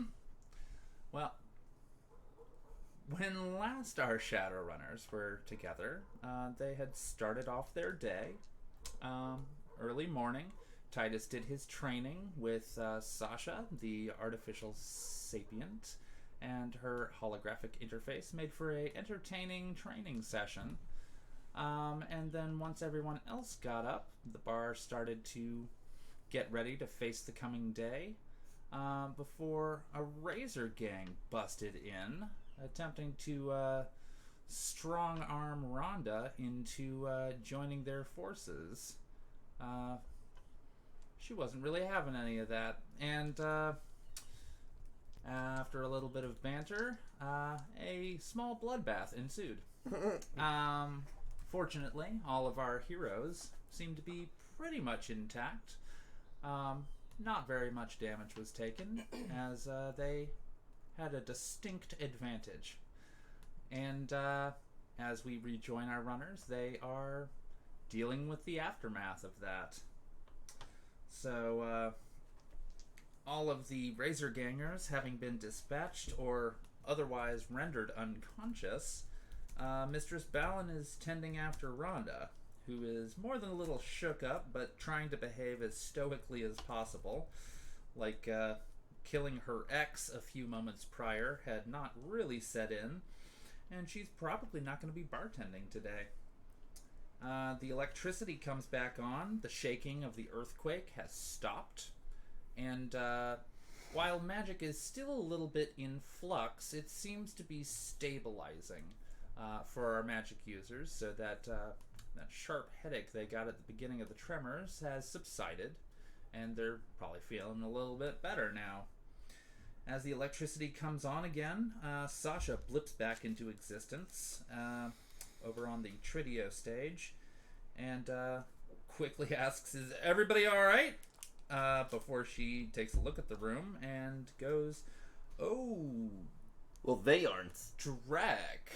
They're not alright. I see that." A couple of them are going to be waking up soon, and we should probably start, I don't know, like tying their hands off. I don't know if that'll work. A lot of them seem to have these, like hand razor bullshit things that might, get in the way of handcuffs. Mm-hmm. Mortimer arrives from the downstairs basement area and immediately sprints over to Miss Balin. She totally just dismisses him with a wave. She's like, "I'm fine. Help with cleaning up."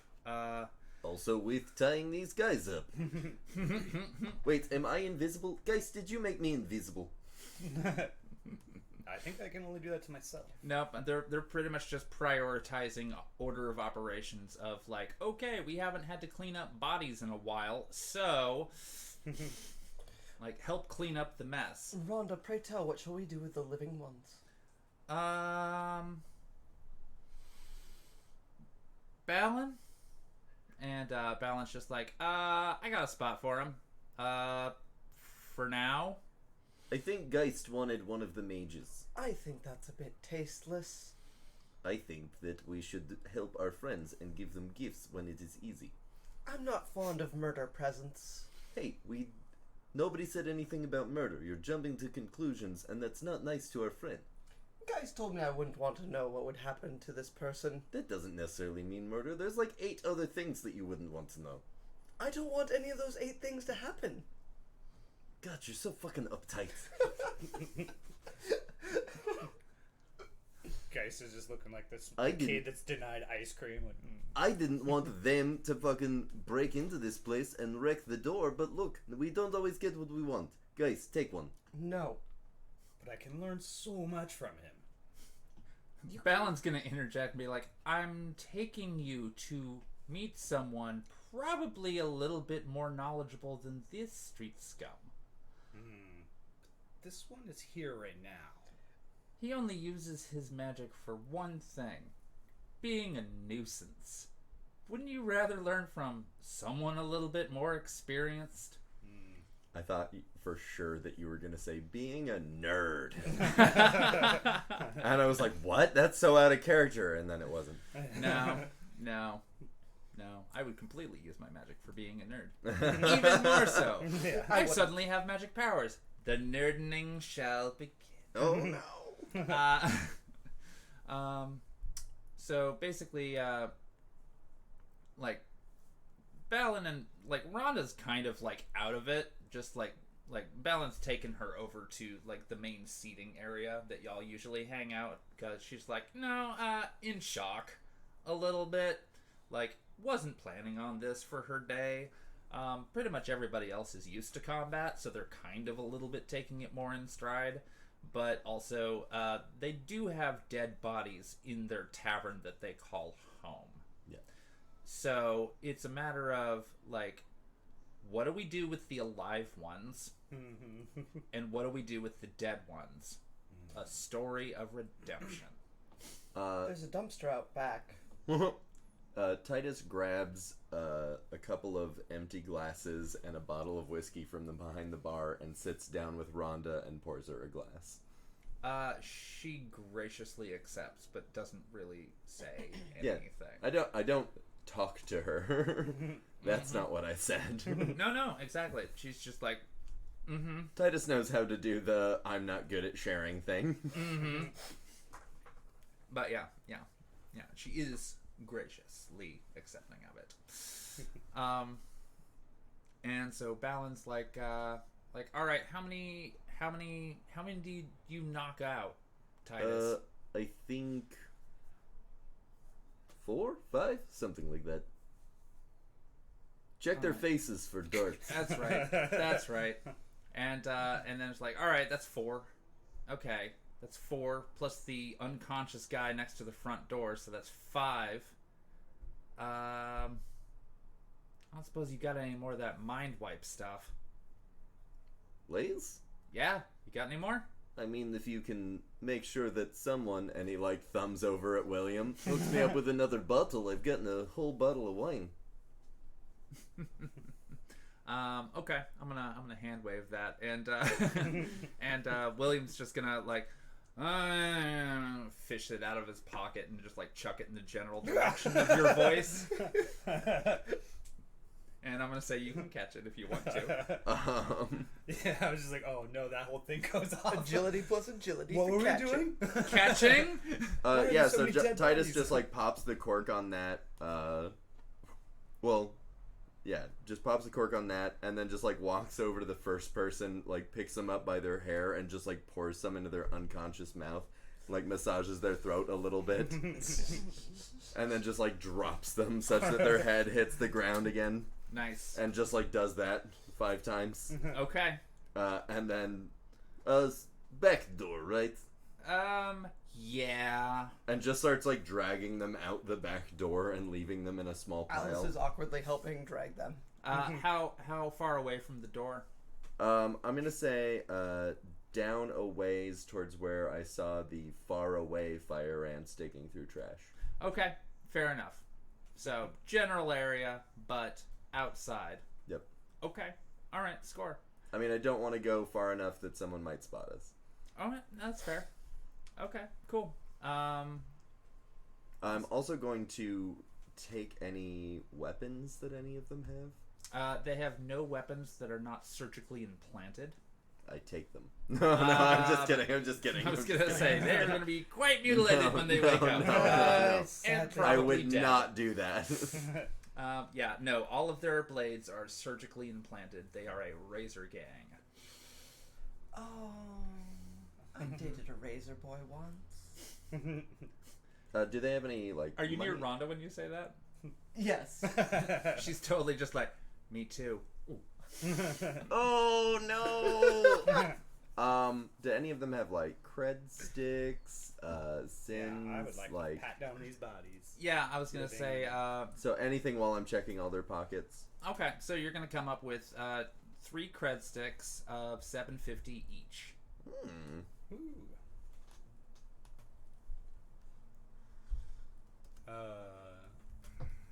Do the mages have anything on them? Like, so they've got arcane looking robes, but like you're not an expert student of the magic stuff, but you're kind of getting the impression that at least a few of them are bullshit, if not just homemade. the robes? No. Like sigils on the robes. Oh, I see. You know, they're bullshit robes, but but also, you know, like they hang out with a bunch of razor gangers, so you know they're not exactly in the greatest of quality. Yeah. But you're like, oh, okay, I think I recognize that sigil and that one over there, and that's pretty sure that's nothing. I'm pretty sure that's bullshit. I think he put that there because it looked cool, and it does look cool. But I don't think it means anything. It's meaningless. Are they It's wearing like anything? these under the sigils say, robes? "I shaved your kit." Are they clothed underneath the robes as well? Not really. They're just wearing their standard robes. I mean, they've got pants on under the Okay. robes. Yeah. But I'm gonna take one of the robes. you're gonna take one of the robes. Okay, Yeah. score. So there is a And now just a shirtless guy out in the alley. Okay, now I'm gonna have to design what this robe actually fucking looks like. Have you noticed He's not gonna that wear it like Geist constantly. No, that's fair. is always stealing the clothes of dead people? I mean, he did only have that one set of shitty smelling clothes, so like I get it. He doesn't want to smell like shit anymore. This robe's not gonna smell much better. I mean, did you smell his old clothes?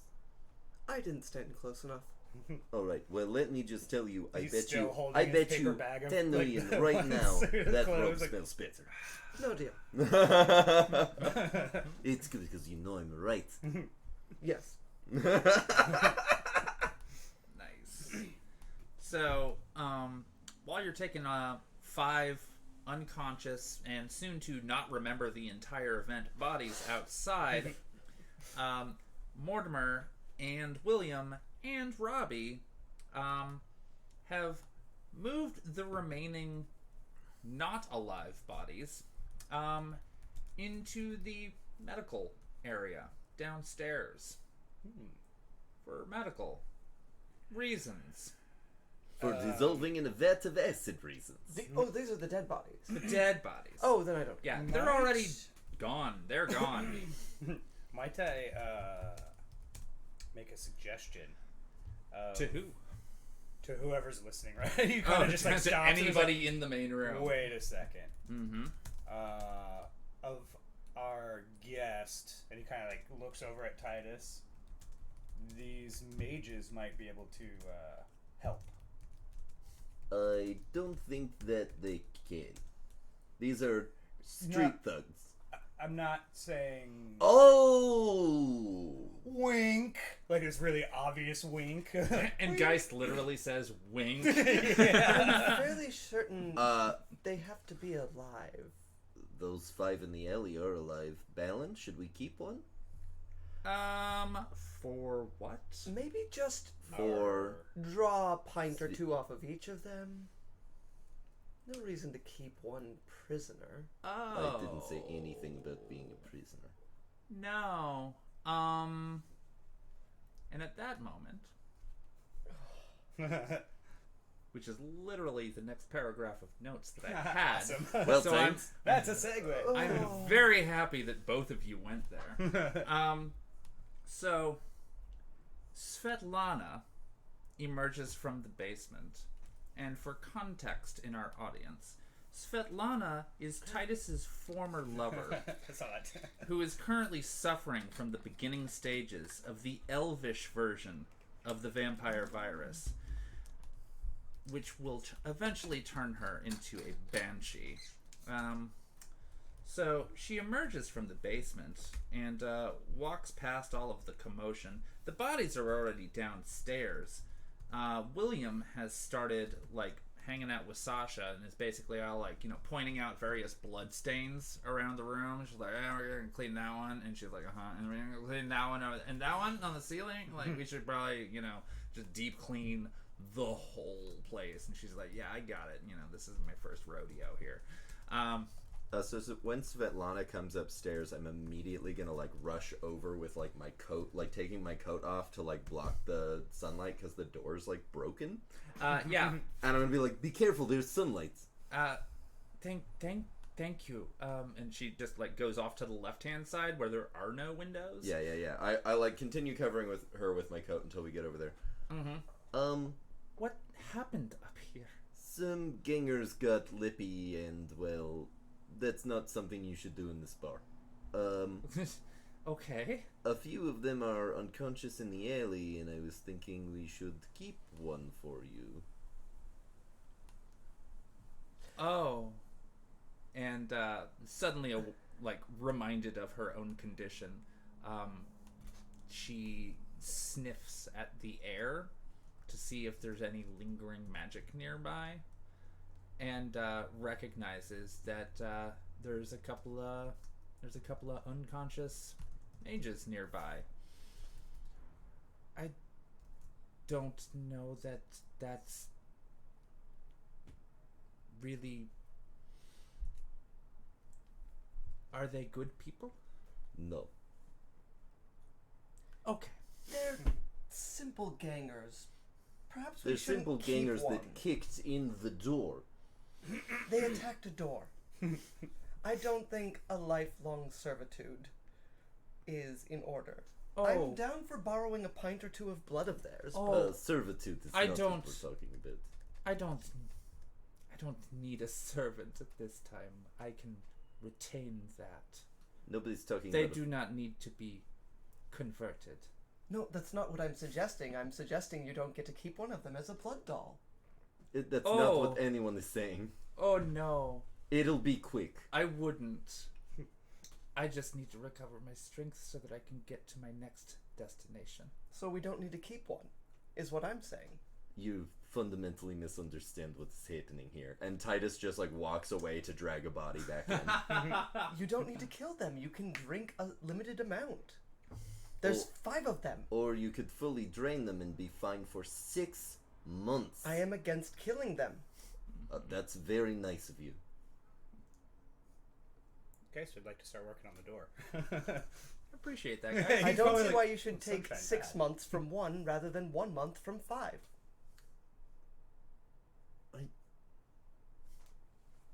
It's not just blood. I know, it's also essence. Yes. Yes. And they can survive if you take 1 from each. Why Right. must you be so wasteful? Titus, love. Bring me one. Just one. Coming right up. And I'd like some privacy. I thought better of you, but I didn't realize you'd fall into stereotypes. Alice vocaloids as she walks up to her room. Oh, Alice is assuming so much. It's great. Alice is assuming this character's gonna die. Draining 6 months worth of Alice essence. can assume whatever Alice wants to. Okay. So yeah, I bring I have astral vision now. I just remembered that. Mhm. So I bring the Mhm. most magic looking one. So, oh. Yes, okay. Fair enough. The mage. Yeah. Yeah, of the 2 mages, the Razor Gangers are just like, nah, I figured. they ain't got much in the way of magic. They traded that ability and potential away for Don't blades. fucking remind me. I know. But they did it on purpose. That is a starkly different contrast. Excellent. So, are you gonna help carry them to the basement? Yep. Yeah, I just Excellent. take it directly to the basement. Excellent. Good. Sweet. And she's probably gonna head to the storage closet and ask you to leave. Yeah, I don't want to be around for it, so that is not something that she has to ask. Mm-hmm. Good. Excellent. Titus, like, literally comes back up from the basement, pours himself a tall glass of whiskey, and just, like... Mm-hmm. All right. So Rhonda, meanwhile, Rhonda's recovered a little bit. She's a little bit more collected now after a shot of whiskey, and like the room is, at the very least, doesn't have dead bodies in it anymore, or unconscious bodies, and pretty confident that things are taken care of, except for bloodstains. She just kind of gets up, and she's like, I'm gonna go clean myself up. I don't think I've ever had to get bloodstains out of this dress before. I originally got it as a treat for myself after I... And she just kind of trails off, lost in thought. Gives Balin a quick kiss on the cheek and heads to the basement. Titus quickly checks himself for blood, but I don't think I was anywhere near involved with anything enough for that. Nope, you have 0 splat marks on you. We didn't spill a whole lot of blood either. There's a lot of... No, not really. Just Rhonda. And the robot with the... Oh yeah, and the drill. Yeah, and then Balin cutting somebody with the head. That was also, fucking dope. Also, I would like to retcon, because I completely neglected to say this, but as the drill robot drone, like, zips into the guy's forehead, that is the moment that William finally picks up his drink. Fucking William. And sets it back down. Completely aware of what's happening, but still not moving, waiting for his computer to redo itself. Alright. So, after Rhonda goes downstairs to clean herself up, that's when Svetlana is looking a lot happier with her situation and her lot in life.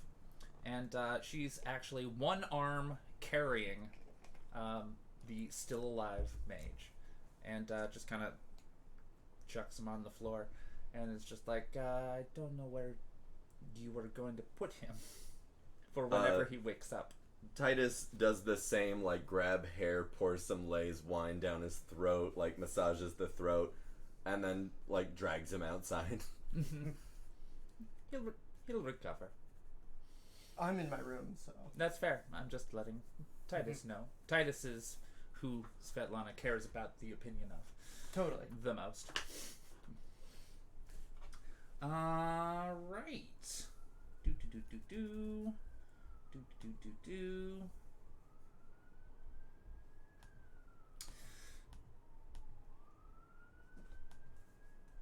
Okay. Pointing to the various points of blood. And, cool. So, turning to Titus, and Geist is still in the room, correct? Mm-hmm. Excellent. On the door. He helped break it. So, turning to Titus and Geist and Svetlana, Balin speaks up. So, we're gonna have to clean out the main tavern room for a bit today.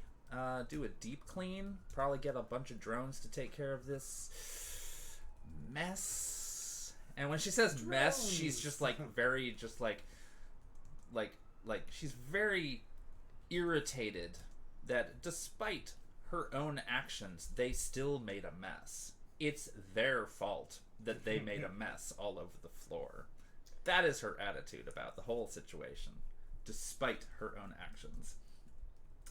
But, so basically she's looking over at Sasha, who's talking with William still, and so we're gonna probably, just in case anybody comes looking for Marcus and his gang, it'd probably be better if there were fewer people to answer the questions if anybody winds up showing up. So and if they were to discover that we are overlooking and taking care of Svetlana, a few Razor Gangers is going to be the least of our worries. because you can imagine a primarily elven population would be a little on edge if they had found somebody. No, I cannot possibly imagine why. Just a precaution. So we should probably get all of you out of here for a little bit.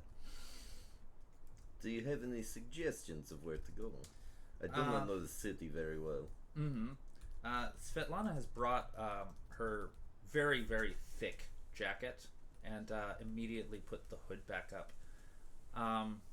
And Balin is basically like, I have a place where Svetlana will be able to call sanctuary for a while, and I'm planning on taking her there a little bit sooner than I was originally planning, but given the current circumstances, I think it would be wise to relocate her immediately instead of waiting for cover of night. So, I don't know, like, where's Alice? Alice is in her room. No, I mean, like, where's Alice?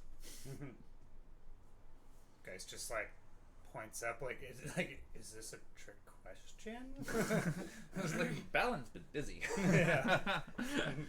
Alright, so Balin's gonna send a quick text up to Alice and hey, would you mind coming down here for a bit? What's the scope? So we need to relocate Svetlana, and I think all of you should come with us. Good luck with that. Okay. I will be taking care of Svetlana in my vehicle to get her to her next sanctuary point, where they will be able to help her condition. And all of you are invited, because the person who operates that sanctuary has also expressed an interest in getting to know our new friends. I will be available through Geist's comlink. We're going to the magic market. Okay. Okay. How are we? So, to you two, I can only carry 2 on my motorcycle and a sidecar. I'm afraid y'all are going to either have to walk in pursuit, or you're going to have to take a taxi. I know there's a brand name for the taxis in Shadowrun, and I don't remember it right now.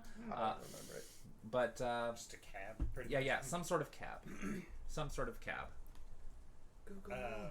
Geist is gonna be like, and kind of pull out his deck and start working on it. He's gonna try to find that box truck and see if it's. Oh no! Oh yes! He's gonna enter in there, the address like across the street, like peeking through the window. Looks like there's several cab companies, but one of them is Yellow Cab.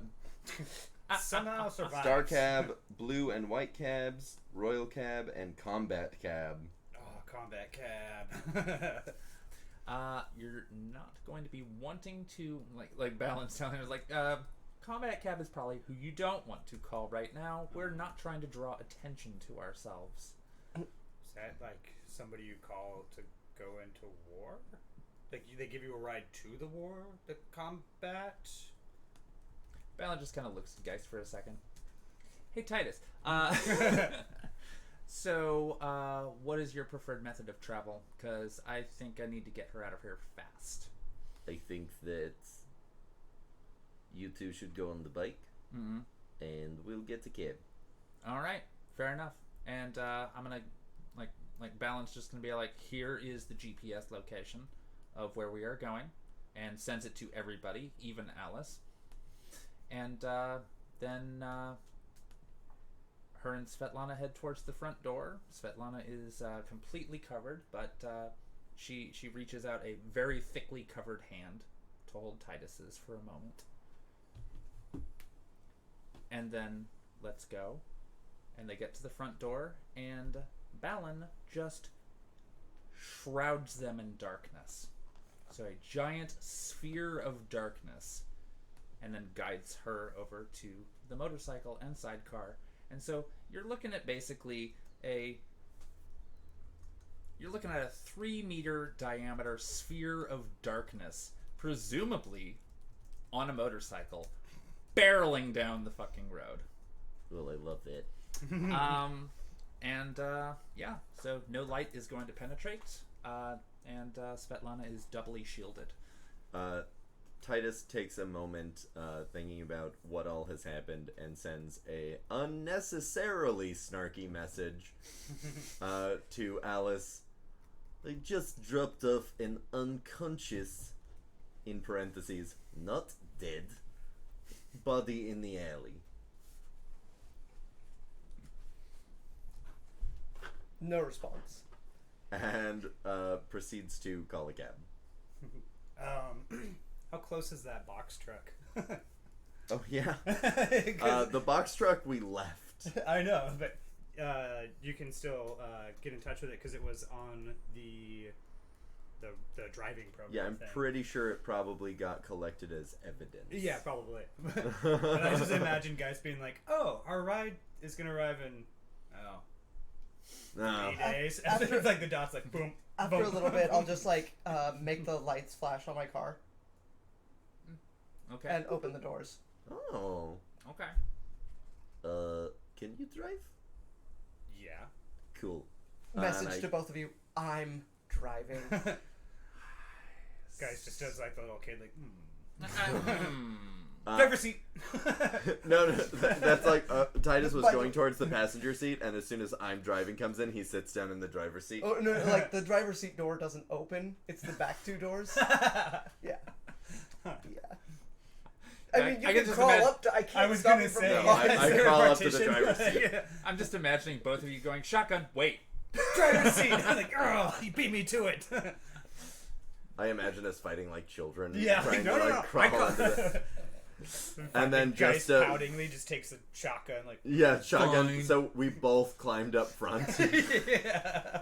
Which I imagine you're probably seeing through your camera. I mean, Like, It's just is- like my interior. It is a sports car. Oh, that's brilliant. That's We brilliant. are children. Yep. I love all three of you. Oh. Oh, gosh. But who's your So favorite? much. No, Oh, I'm don't kidding. even start that shit. Oh, that's really where we became children. Yeah. No, you gotta wait till episode 18 for that shit. No. Uh-oh. No. I want to see it. Note to self: skip 18. Yeah. Right? Oh, I'm sick. I just can't show up. Oh, Yeah. no! Oh, And guys, you were I'm... almost my favorite. Oh, vicious. Oh, great response. So close. All right, score. What's happening now? I'll be driving the car very calmly, very safely to the coordinates. Okay, but you and your meat suit is still chilling at the bar. Yeah, I mean, I don't need to be there. I'm a technomancer. I don't, That's fair. and I speak through Tridio. That's fair.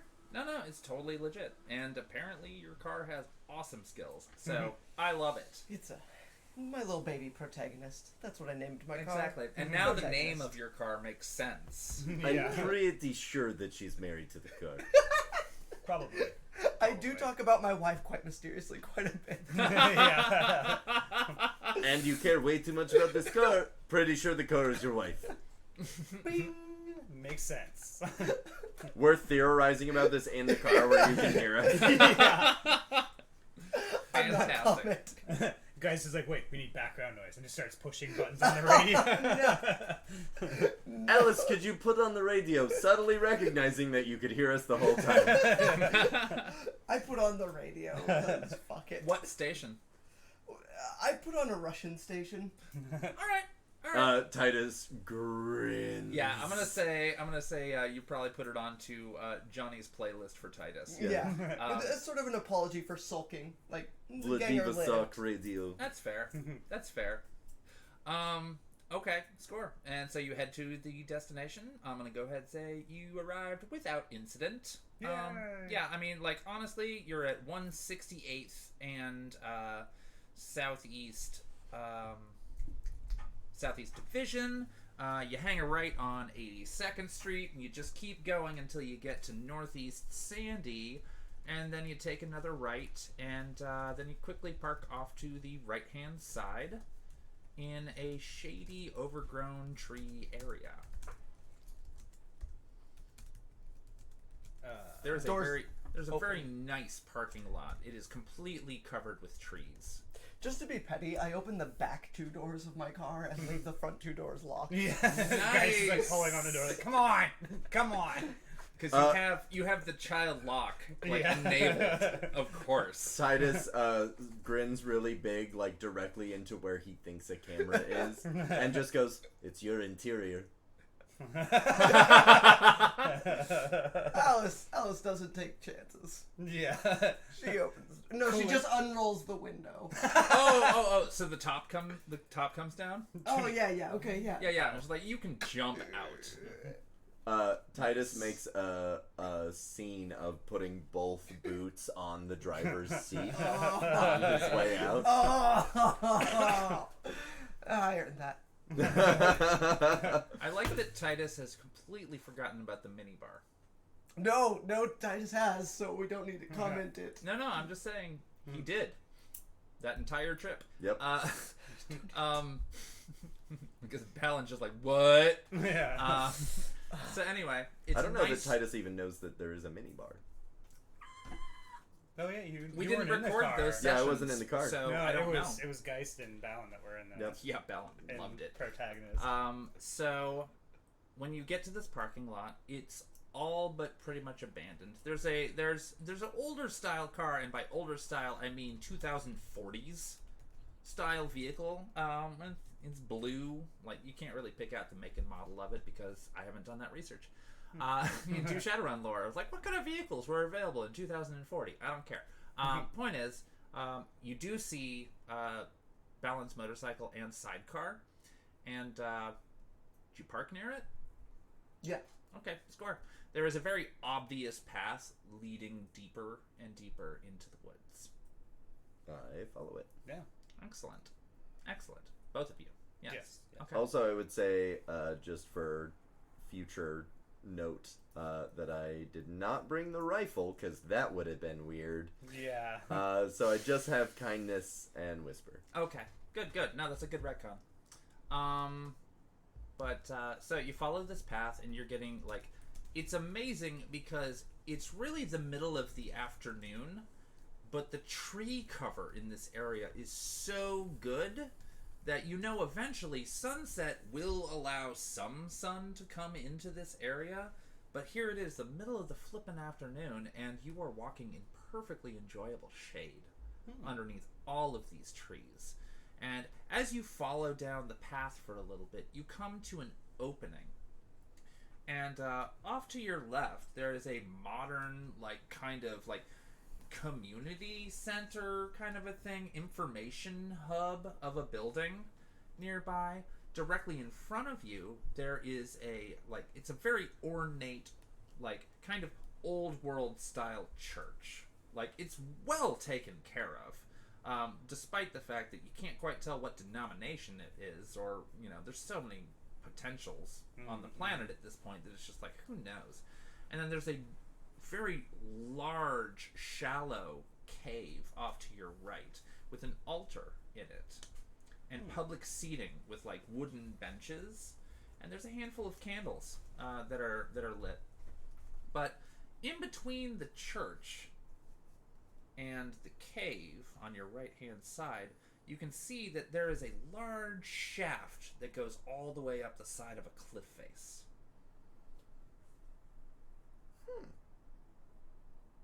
And that is where the GPS location has dinged you. To the giant shaft. Mm-hmm. I love a good giant shaft. I was gonna say we got shafted. We got a shiny mother, shut your mouth. Without thinking much of it, Titus just walks directly at that. Love makes him messy. Geist, Doesn't it make us all is going to stop and examine the candles. Okay. Who worships candles? Nice. And then takes one. Oh, asshole. Examine them first. But all the same. Most of them are blank. They're devotional candle style, but they are about half of the size, so they're not the full 8 inches. Okay. They are about they're like about 3.5, 4. You know, so 3.5 inches of candle, and then 4 inch for the entire thing. Okay. And there's like maybe 4 of them that are lit out of about like 60. Oh, okay. Guess I'll just take one of the unlit ones. Oh, okay, cool. So now you have a small candle. Yep. Cool, yeah. That actually might be useful story-wise, so good job. Yeah, I was like, oh. Not why I set up this scene, but very creative. I like it. And then what? Oh, and then, yeah, follow Titus. Oh, okay. Score. So, it's an elevator. An elevator. I'm gonna probe it for nodes or see if it's. Oh, yeah, Geist At is all walking with the modern- comm link out. You totally saw Geist, like, alright. Like, you witness him steal a candle. Because he's just walking with his comm link out. Who uses candles? People. Apparently people who worship wax. On the way into the elevator, Titus just like enters it, turns around, and looks at Geist and goes, "Well, this isn't fucking ominous." No. Does Not it at have a all. node at all? Is it?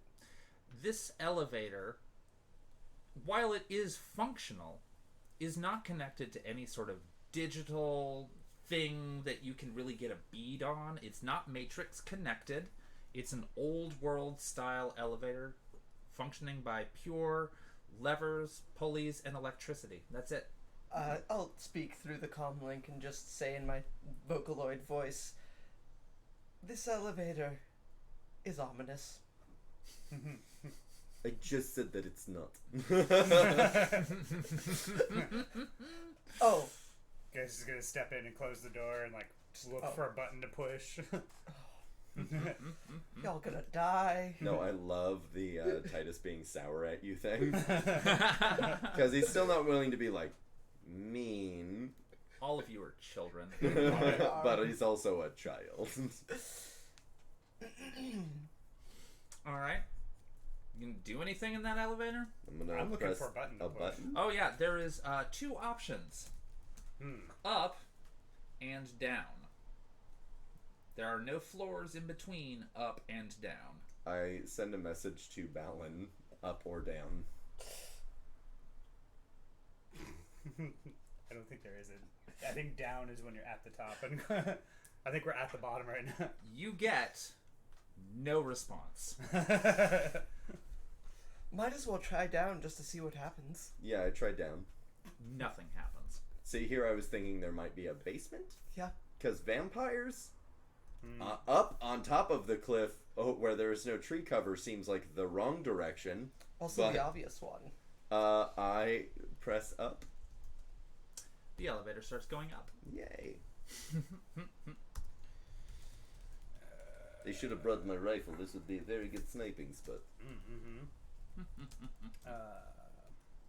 of a bitch. Alright, eventually it gets to the top. It is a rickety elevator. Like, this puppy has probably not been serviced in a while. It functions well. You're not scared for your life, but you're also used to something a hell of a lot smoother. I think Titus is extra happy about that. Like, if anything. Yeah, like, this is like, as far as this time period, it's 2078. This sucker is so retro. This reminds me of home. Yeah. Oh, Where technology was simpler. barbaric. Not even the touchscreen. I love it. Yeah, it's an actual honest-to-God button. I love it. Oh, Yeah. I'm so glad I'm not there. It's a damn-ass button. I might catch something. So, oh, nice, nice. So it gets to the top, and you are completely blinded by the afternoon sun. It is just incredibly bright because Well, this is not helping my this is a hangover. very dark elevator. And then it finally gets to the top, and then it's just like, shh, here is sun. There's a shit ton of trees in front of you. I turned down the brightness on my vision. Yeah. Okay. Your future is so bright, you have to put on shades. Well, like, as a reflex, the, like, shades close. Exactly.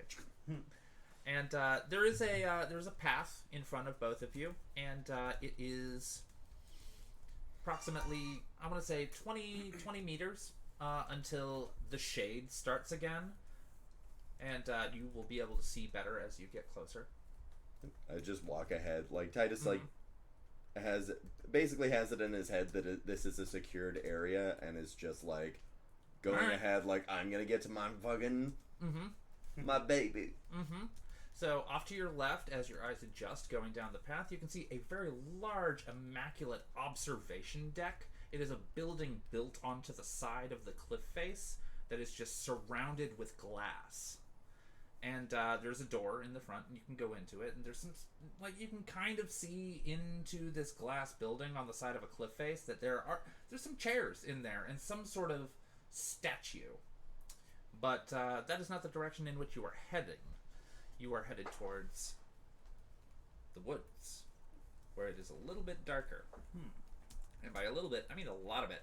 Like, it gets dark fast. That tree cover is so much so that the sun coming out of the south is just like, it's not really, like, there's not very many patches of light that are coming through this tree line. And it just keeps going. Like, it's dark out there. You can't see, even though it's the middle of the flippin' afternoon. I mean, I can see. You of course, can switch between your various eye augmentations and see amazing stuff. Yeah. But as you approach, the path splits into a fork. Off to your left, off to your right, and another middle path that heads towards a very, very tiny chapel. But where it splits, there is a giant statue. And by giant, I mean it is large, but the main figure is primarily human-sized.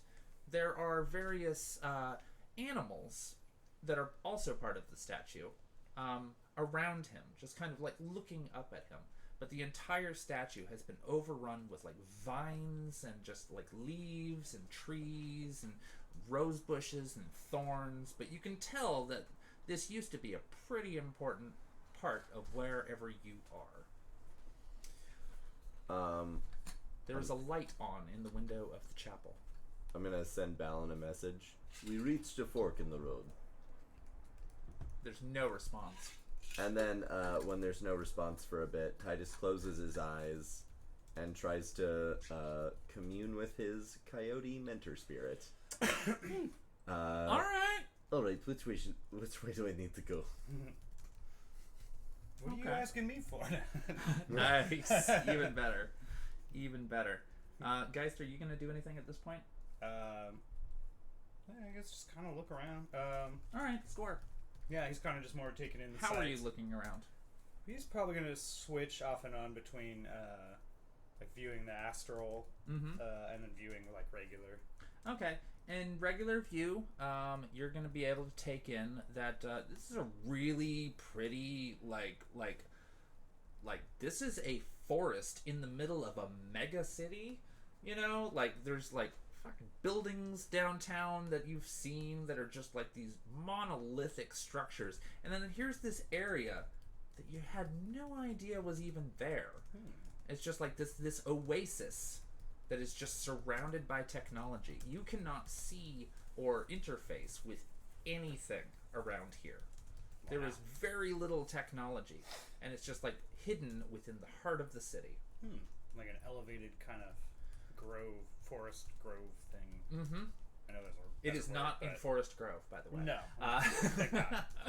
But when you flip over to Astral, you are blinded.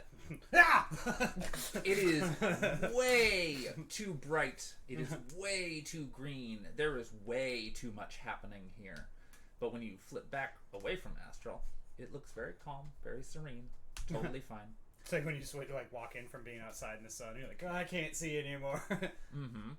And Titus was looking for instructions with regards to what? The fork in the road? Which way to go? Yeah, Balin does not respond.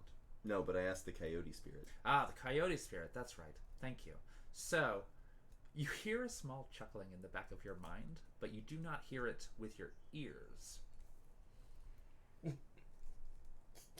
Cool. So which way do I go? I'll check Balin's GPS location. Balin's GPS location is approximately 50 meters ahead of you. And looking ahead of you, you see a chapel with one window that has a light on. I'll ping that. Like, use my little tactic ability just to put like a red, like, your objective is here dot over the chapel. Your Balin is here. Or like, yeah, just a little red dot that just says Balin. Mm-hmm. I think we're supposed to go there.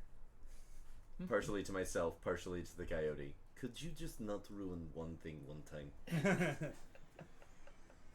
You hear a whisper in the back. I'm going to give you this. You're going to hear a whisper in the back of your head.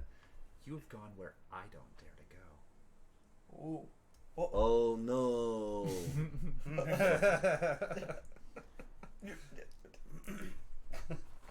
So glad I'm not there. I made the right choice. Maybe? I always love maybe in this game. So, what you gonna do now? I just start walking towards the fucking chapel. Sick. I'll follow in suit. But I'm gonna try to like switch over, but just like keep one eye closed, so it's like not blinding again. Trying to just like get more of an idea of like in the astral plane, it is absolute chaos. It is so much things happening at the same time. Energies, spirits, things are swirling all around you. Your other eye sees a really nice wooded area, and you're walking on grass now. You're not on a path because no path leads directly to the chapel.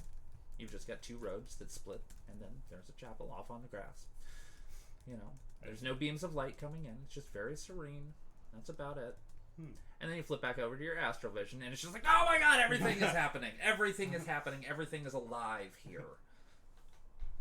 I wonder where we are. Like, Portland. well, shit. Hold I up, got hold off up. on the wrong stop. You said this is near a cliff, right? This isn't anywhere near like Multnomah Falls or anything like that. Oh, no, you're still within city limits. Multnomah Falls is way the hell out on the gorge. Y'all didn't travel that far. Okay, great. Mm-hmm. Great. No. Good. Also, quick question. Do I still have all that stun damage? Usually recover. Since you've been chilling in a car for the trip, I'm going to go ahead and say that's undone. Yeah. Both of you. Woohoo. Just for the record. Yeah. Yeah. Right. Score. And as you approach the chapel, the front door opens, and a small man in a brown robe comes out and begins walking towards you, very slowly. Alright, I just walk towards him. Mm-hmm. Still doing this switching of one eye to the other eye. I'm gonna look at this guy. It's like guys just like awkwardly like blinking one eye and then the other. And Okay, so as you approach, he has a very calm demeanor to him. He's smiling in welcome, and basically just says, "Greetings. Welcome to this sanctuary. What brings you here?" We are looking for my two friends. They probably just arrived. Yes, and could you describe these friends for me, and your association with them? A satyr and an elf. The elf is my beloved, and the satyr is our friend from the bar. What bar would that be? I feel like you would already know that if they wanted you to know that. Very well. And you? Are you this man's companion? we work together. I see. Well, it is an auspicious period of time. And Guy's just still just holding the comlink, like looking down at him, holding it. Like, instinctively, I'm going to give this. The man looks at the comlink. And who are you? Ooh. I am this man's companion. This man's Rinaldo. Interesting. I don't know that I've met someone like you before. The emergent don't tend to feel comfortable in the wilderness. I suppose I can understand that. I can't nod. I want to nod knowingly and soberly. I'm not messaging guys to nod, but if he is... I mean, I imagine he's listening and he's just like, she'd probably try to nod. The man pretty much, like, this is a human guy. He's a little short, but human guy. You know, plain old brown monk robes with a tassel tied around his waist. And he just sort of turns and heads back to the chapel. And he just sort of like, come on. Come on, I follow. Yeah. I mean, Yeah. Bryce kind of like looks around, like takes the comm link and faces it to him, like, like turns it back around and starts walking. So he opens the front door to the chapel, and just walks right in.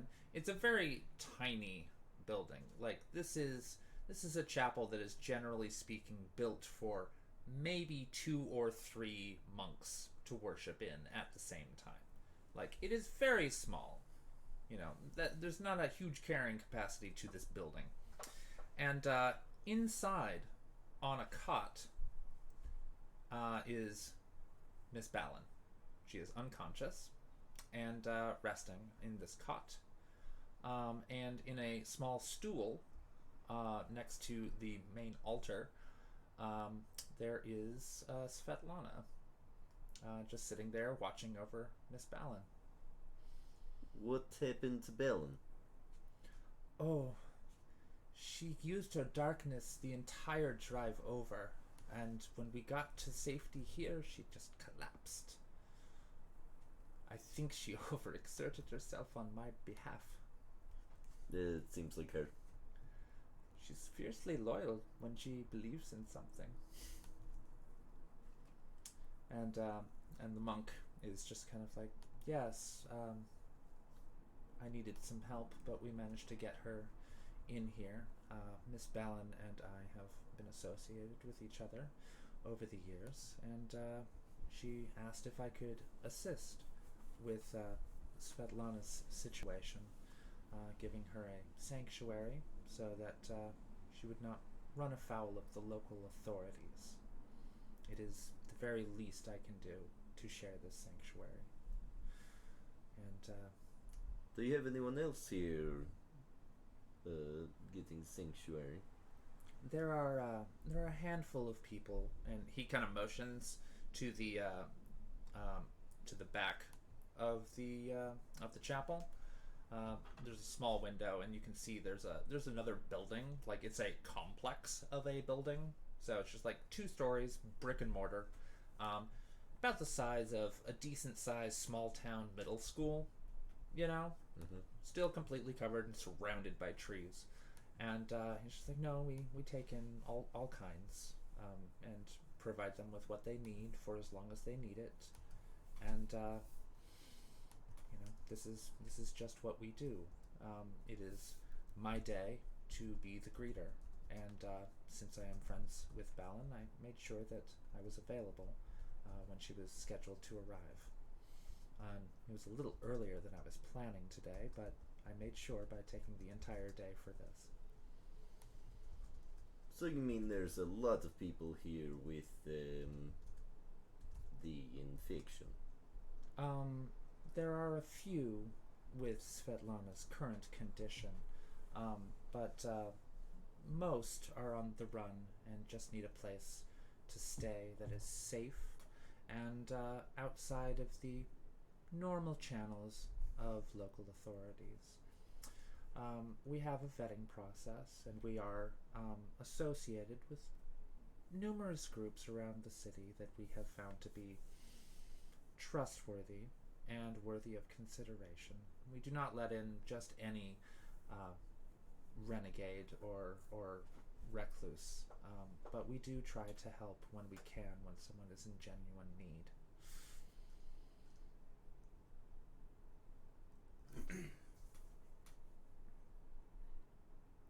Wait, what is this place? It's a sanctuary for people in need. And he kind of looks at Geist a little bit like, I just said that. I translate the Geist in text, like the entire, like just little soliloquy that the little. Yeah. Yeah. So now Geist is just doing this. Oh, okay, I got it. Yes. What's with all the chaos outside? So the monk looks outside kind of curiously and then looks back at you. She's kind of like, what do you mean?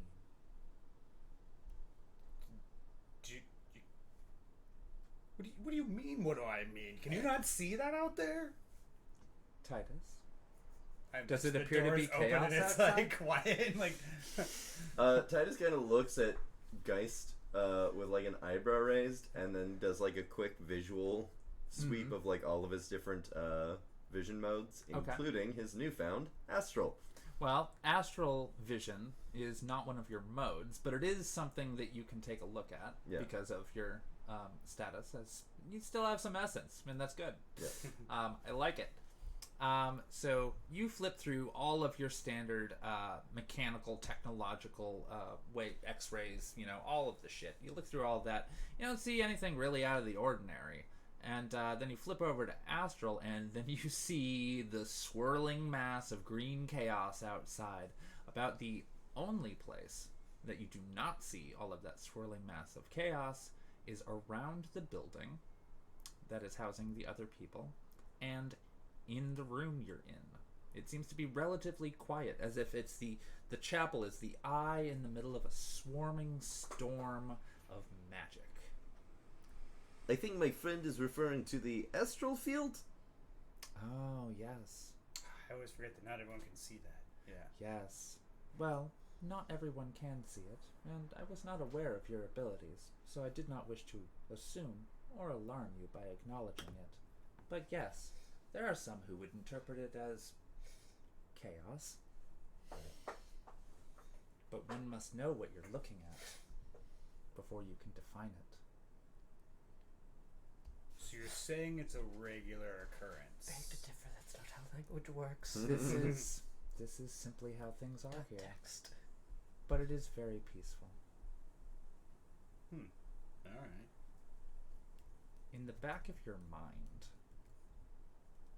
you only, Dun dun dun. you can hear whispers. They sound Now I've imagined all of a sudden the view from the comm link is just all of a sudden blurry as he's just like, what? Who? and the whispers they're very quiet. You can't make out what's being said, but you can tell that it's something that is being said. Just that kind of like, it sounds like multiple conversations that are overlapping. That's unnerving. And you can't tell what their intentions are at this point in time because you're in the eye of the storm.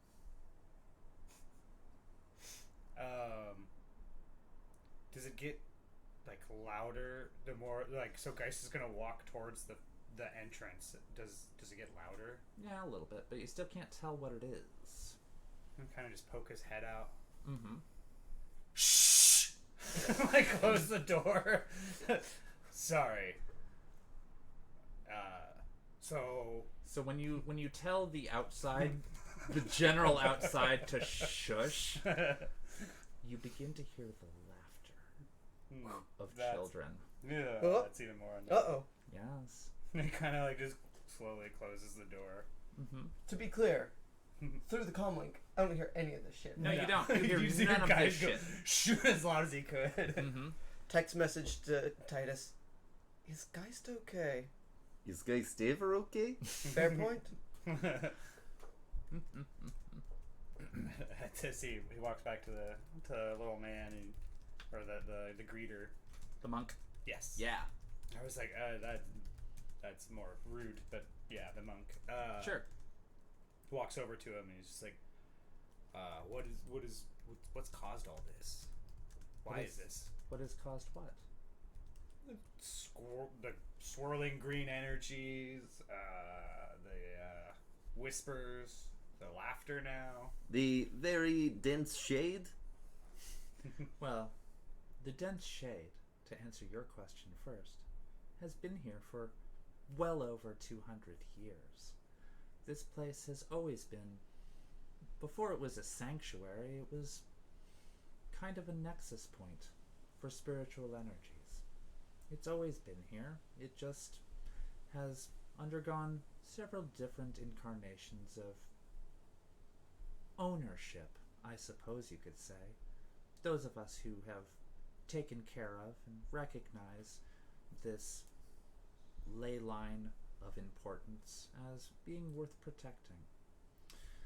As far as you are concerned, you seem very tapped in to what you call chaos out there. And if you are hearing voices, that is quite curious. They do not usually talk to folks like us. I noticed you said ley line. Yes. Ley line of what? Of magical energies. I meant more of what kind. Well, my study upon the subject is somewhat limited. However, there are other monks in this area that may have more learned knowledge about the subject. It is not my forte at this point. But I do know that this particular location is overflowing with a kind of natural energy. To what extent, I am uncertain. It's one of the reasons the trees grow so thick and the vines grow so strong in this area.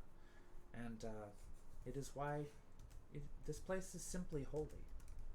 Guy's face is like slowly just grinning really wide, and then his mouth is open. And he's like,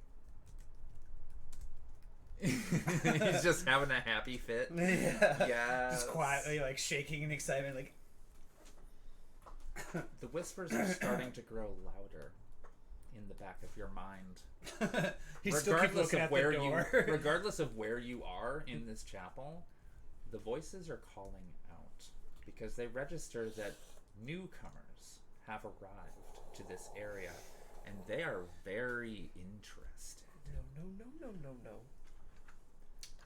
Out of all of the whispers, you can hear, "Who are they?" I am Titus Kovlovsky. Yeah. Don't Guy, this is just gonna be like, Gunslinger. you're cool, right? You're cool. Here, hold the comm link. He like walks up to the door and kind of just like looking around. The monk is looking at you quite curiously, like, Titus puts the comlink in his pocket. Like that you can't see anything. No, never mind. You've got a smart link on your gun, right? No. Nope. nah. Heck. Nope. I'm not about to have You don't anybody even- fire my gun on. You don't even know what you would be shooting at. Oh yeah. It sounds like the little monk continues and just like, it sounds like you're being called. Will you? Do I answer this call? Will you? I don't know. Well, You're cool, right? You're good. Yeah. Yeah. I mean, other than being deeply unsettled by this bullshit. Yeah, that sounds about right. nice. Svetlana, how are you feeling?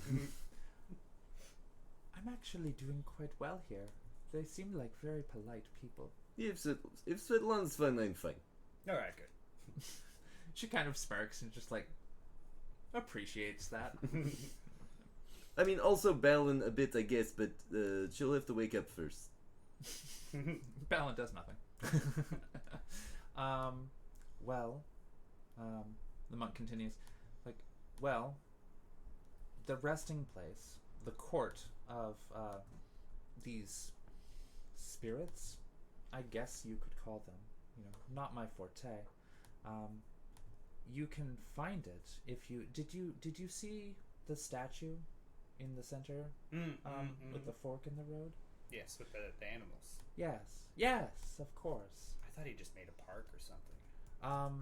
No, he is a very old, important figure in history, but he is not what I mean.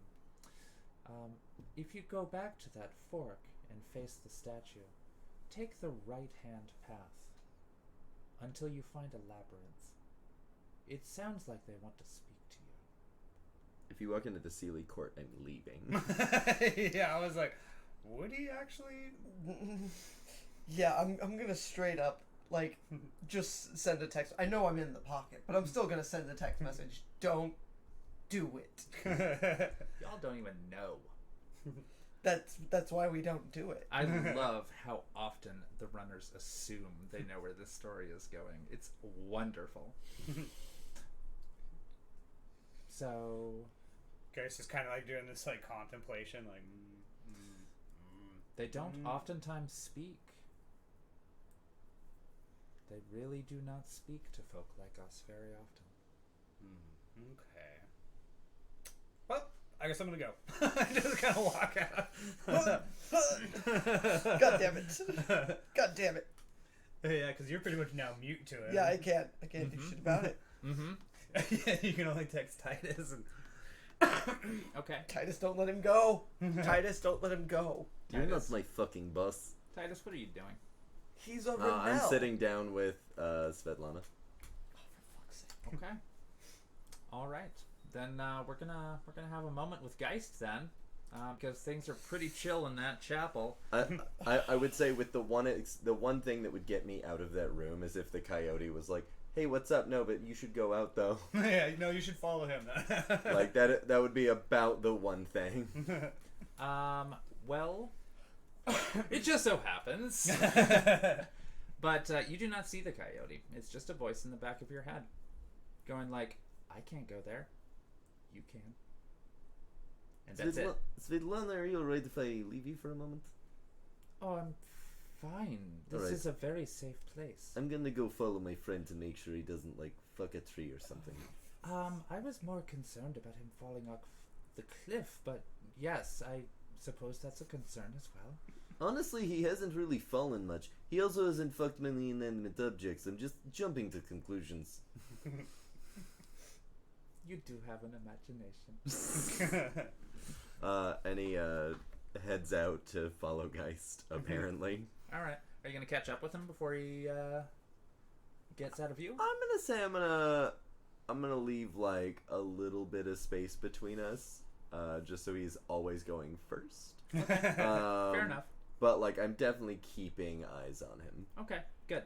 So as you go down the path, you both see, since you're keeping eyes on him, you both see, and I guess, you see as well, because, somebody's comm is open, right?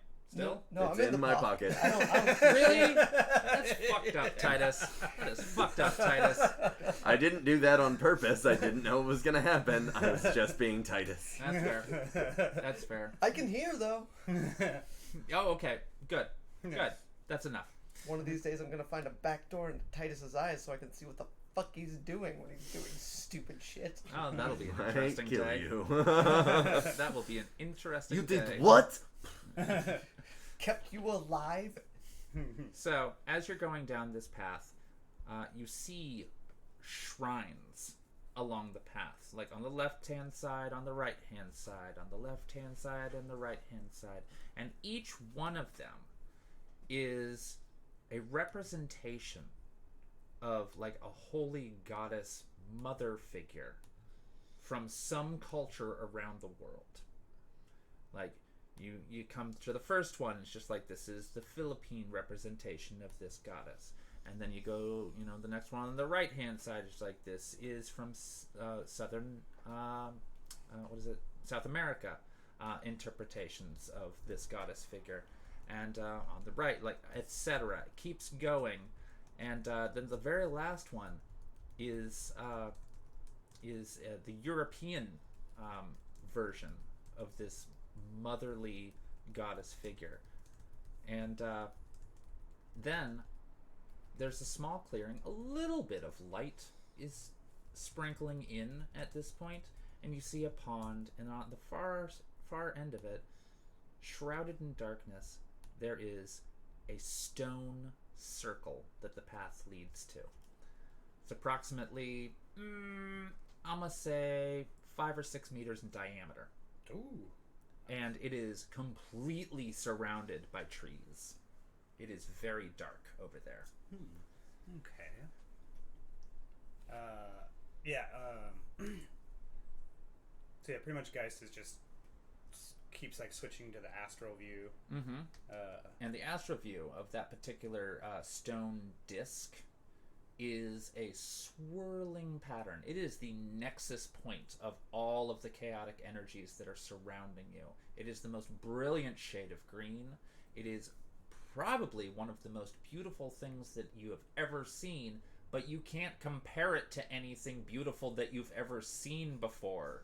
So it remains indefinable. Nice. But you are captivated by it, whatever it is. I imagine so. He's probably pretty curious about it. I'm just gonna tie in that as we're like walking down this path, Titus is like idly loading his revolver with silver bullets instead of the flechette that he loaded earlier during the combat thing. You are free to.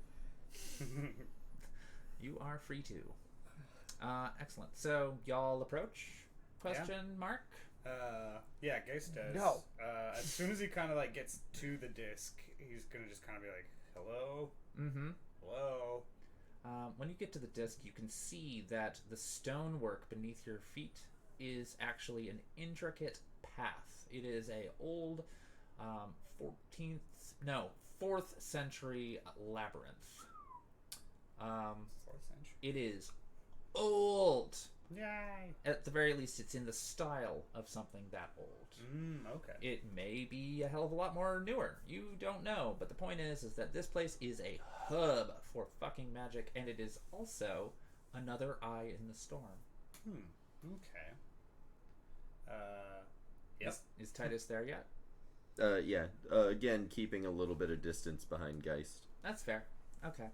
So, as you stand in the circle, outside the circle? He just said like hello, looking around. Outside the circle. Okay. God damn it! What are you doing? The whispers are intensified, but they're still indiscernible. You cannot tell where exactly they're coming from. They're coming from everywhere and nowhere at the same time.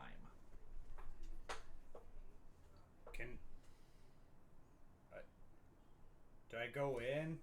Do I just let myself in? The laughter is hilarious and damn near infectious. Like, you find the question that you just asked seems so blindingly obvious that you even have to chuckle a little bit. Damn it! God damn it! God damn it! Take that as a yes. One big step and just all of a sudden in, kind of like holding her breath before going underwater. It's just like. It is silent. Hey, I know this spell. No, it is not silent. It is just silent. As quiet as a forest. And you can hear 3 voices in the distance. They are whispering. Is it them? Who's this one? Why are they here? I'm Geist. It's that one. I see. And he kind of like jumps like, eh, what?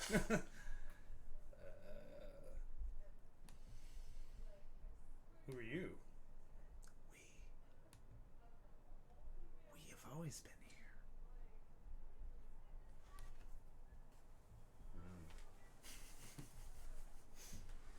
What's Titus doing?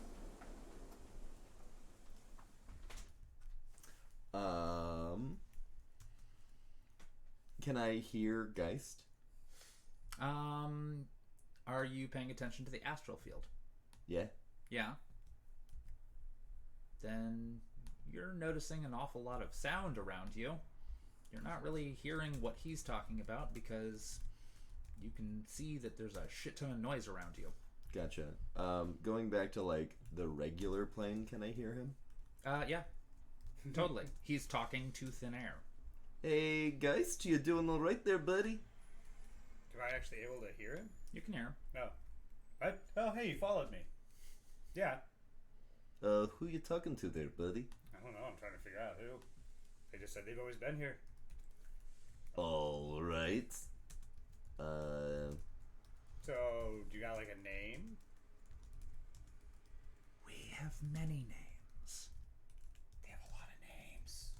All right. All I'm saying is, generally, when things have a lot of names, it's bad.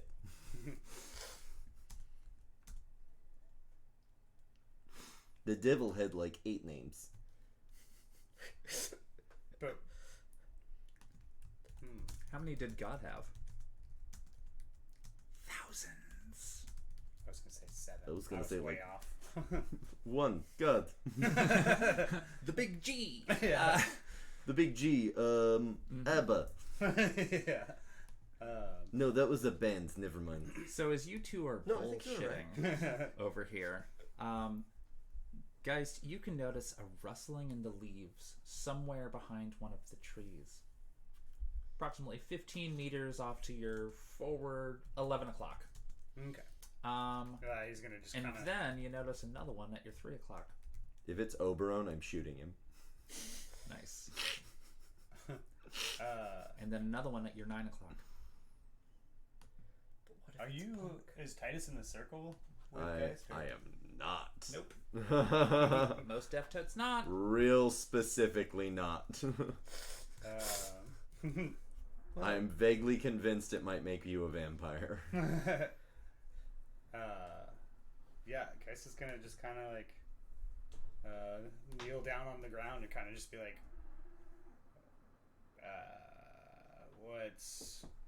is this where you, are you guys just hiding, or is this a game? You're not gonna make me a vampire, are you? The laughter after that final question. Genuinely amused. Kind of condescending, but also genuine. You know, like they had just heard a child make an extremely witty joke. And behind one of the trees emerges something very pale at your 11 o'clock. Ghost is just like staring at it. Like, Human shaped. It's dressed in green. but very pale. Can I see this? You can notice. Yeah, you're not that far away, but as far as your perception is concerned, you just saw another figure step into view. Cool. I'm gonna go ahead and open up my visual feed to Alice. Okay. Okay. Good. You just like get like a text Fucking message at the good. bottom. God's fucking damn it! just somebody angrily typing on the keyboard equivalent. Just like over and over that one curse phrase that I keep on using but have lost currently. I'll find it. Like what the like HFSJK like that you would get from just like Yeah, rage. Like, I wrote it down somewhere, but it's not there. Geist is gonna look at the figure and kind of just wave. Like, And she does not wave back. She is dressed in a lot of leaves and vines. Her pants seem to be modern pants, but they also kind of look like they're made of wood, like bark. There's moss, bark pants. and she appears to be elvish, but her ears are significantly, like, they're pointed, but they are significantly shorter. Like, so they're basically like they're human-sized pointed ears. So they're obviously of elvish descent, but not nearly as pronounced as any elf you've ever seen. And her eyes have a lot of like dark dirt across them, and you cannot see actual eyes. It's just void black. And her vines along her arms just sort of trail behind her as she approaches very slowly, non-threateningly. I was gonna say, Geist is already like. I was hand like behind his Titus back. puts his hand on his pistol. Yeah, he's got his hand on the handle of his knife. Just, you know, he's not unsheathing it, but he's getting ready. He's Tacknet spun up. She does not move her mouth in the slightest, but you do hear the voice. You've come. And then another figure shows up off to the right hand, 3 o'clock. He's This just like one- jumping at each one like, hey, dude. This one also is covered in leaves and vines, and same style of pants, but they have a very large sword strapped to their back.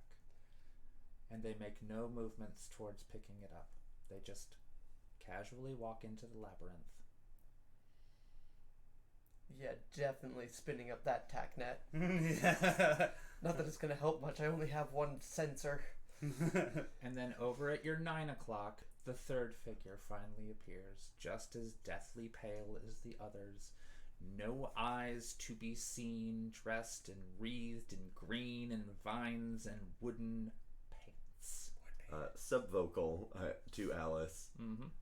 If I live through this, remind me to get a pair of these pins.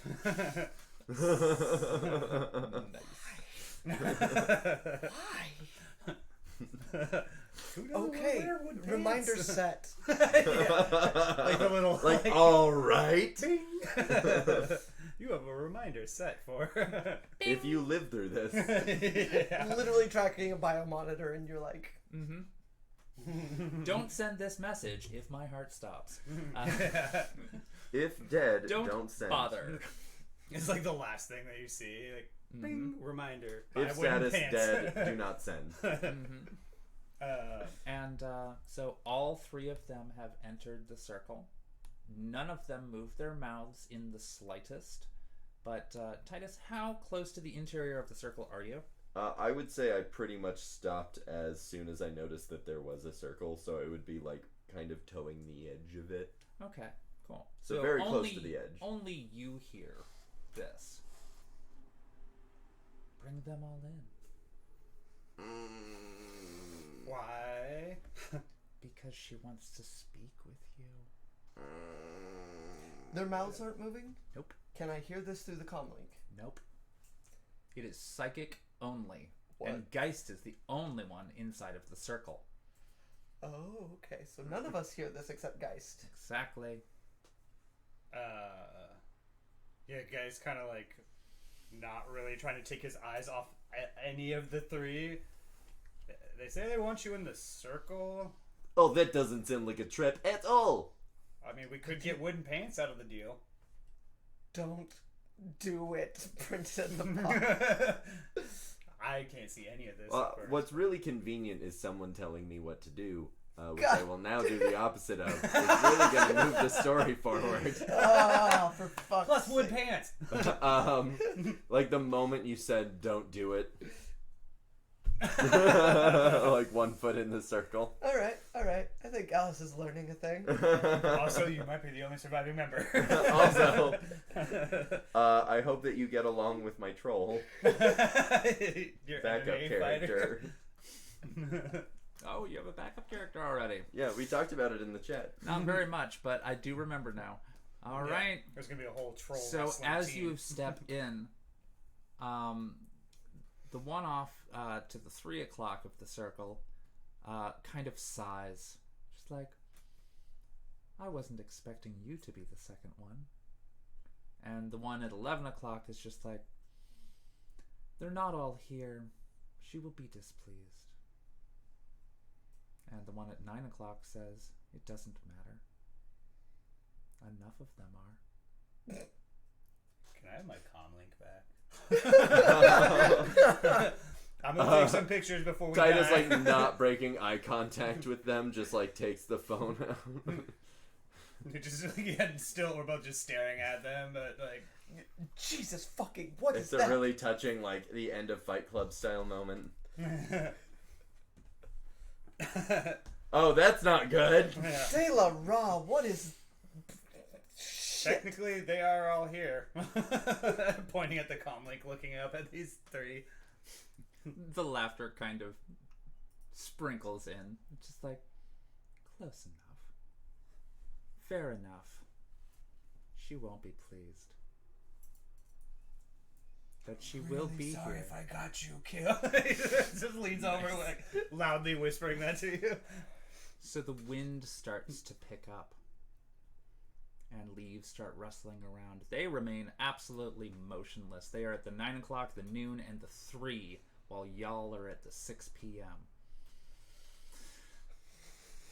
And it gets darker, and the leaves rustle, and they seem completely unaffected by it. The wind gets more and more intense.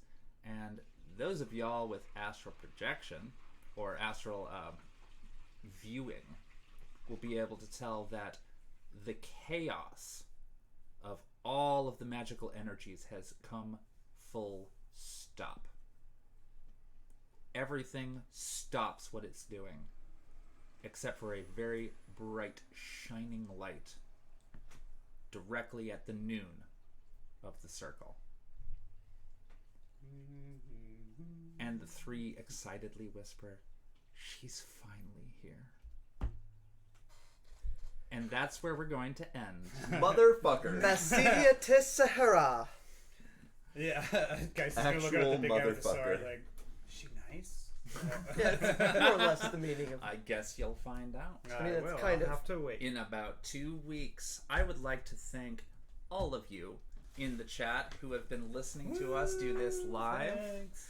I certainly hope you've been having a good time, because I know the shit I have. So you've been listening to City of Thorns, our very first live session of this new Shadowrun podcast and live stream. And there's a whole bunch of things that I could be getting into with regards to us being on Infinity Break, and Infinity Break having a Patreon, and City of Thorns having its own Patreon. But unfortunately, I have been up way too late, so that information is probably not going to be delivered in the most cohesive of fashions. However, I will say that we do have a Patreon at patreon.com/Infinity Break. Is it 23? No, it's just regular. Patreon.com/Infinity Break. Yep, That one that's doesn't it. have it as Good, well. excellent, cool. I didn't have all my notes ready. But that is one of the ways that you can gain access to, I believe we have set up our Discord chat privately, so that you can double check in on the various in-character chats that may be happening as this entity arises. Because everybody has access to their textables, they can totally conversate with each other about what is coming. And you will be able, as a Patreon subscriber, to check out the in-character chat on our private Discord channel for exactly that banter. I'm not sure how much I gave myself to work with here, seeing as how it's kind of a cliffhanger. However, we got some wiggle room. Because I know what the hell's going on. And so I would also like to take this opportunity to thank you for listening one more time, and also tell you that you should probably tune in next Sunday for the inevitable return of Speak of the Devil. Johnny, would you like to give us a little bit? I'm sorry I didn't give you any prep time for this, but if you would like to talk a little bit about this, I will totally yield the floor for you. So this next episode of Speak the Devil is going to be a real special one for a couple of reasons. Chief amongst them, that my good friend Anthony from Belfast, who was here for Casket Land the other day, will be guest starring as a very special, very secret character. This is a really good jumping on point if you haven't seen that show at all. We're going to do a quick little recap of everything so far, and basically the story is going to get launched in a direction that it would be very easy to jump on board. I can't say too much more without spoilers. It's also going to be a really fun episode in terms of the fact that part of the party is going to be reunited. No promises on Ranger Dareth, but regular ass Dareth might be there. yeah, it's gonna be a real good Pride Parade Day episode that is specifically themed to the thing. So if you have, for some crazy reason, an interest in Pride, then you'll probably appreciate this episode. Fair enough. And I've been looking forward to this one for quite a while, so I'm looking forward to seeing what secrets you throw our way in the next episode. And also, Anthony seems like a very delightful individual who I'm looking forward to working with and meeting just as a human being. Yep, there's probably also going to be a non-streamed World of Darkness game while he's in town. Yes. Just saying. Wait, World of Darkness? Yep. Or... That's not 10 Candles, is it? No, Vampire the Masquerade. Oh, there we go. Got it. That Nice. deal. And the other game that takes place in that universe that has something to do with magic, I don't know. I don't know Something. what they are. Something. Something. Right. Mage the Ascension. Yeah, there it is. That's what it was. Thank you. I'm not a nerd. No, I thought it was into the I kind of Terra first, expected but you to okay. say what it was, and then I was like, "Oh shit!" Like I totally misgauged your specifics of nerdity. And then you said it, and I was like, "Oh no, that's right, There it that's right, is. it's fine, there it is." All right. Well, I think we're going to call it a wrap for tonight. Thank you for tuning into our premiere episode of City of Thorns. And I should have the podcast version of this up in about 5, maybe 6 days or so. And then we'll have a podcast episode 2 up and ready to go just before we meet up for our next live episode of City of Thorns. Thank you for joining us, and have a wonderful night. Yay.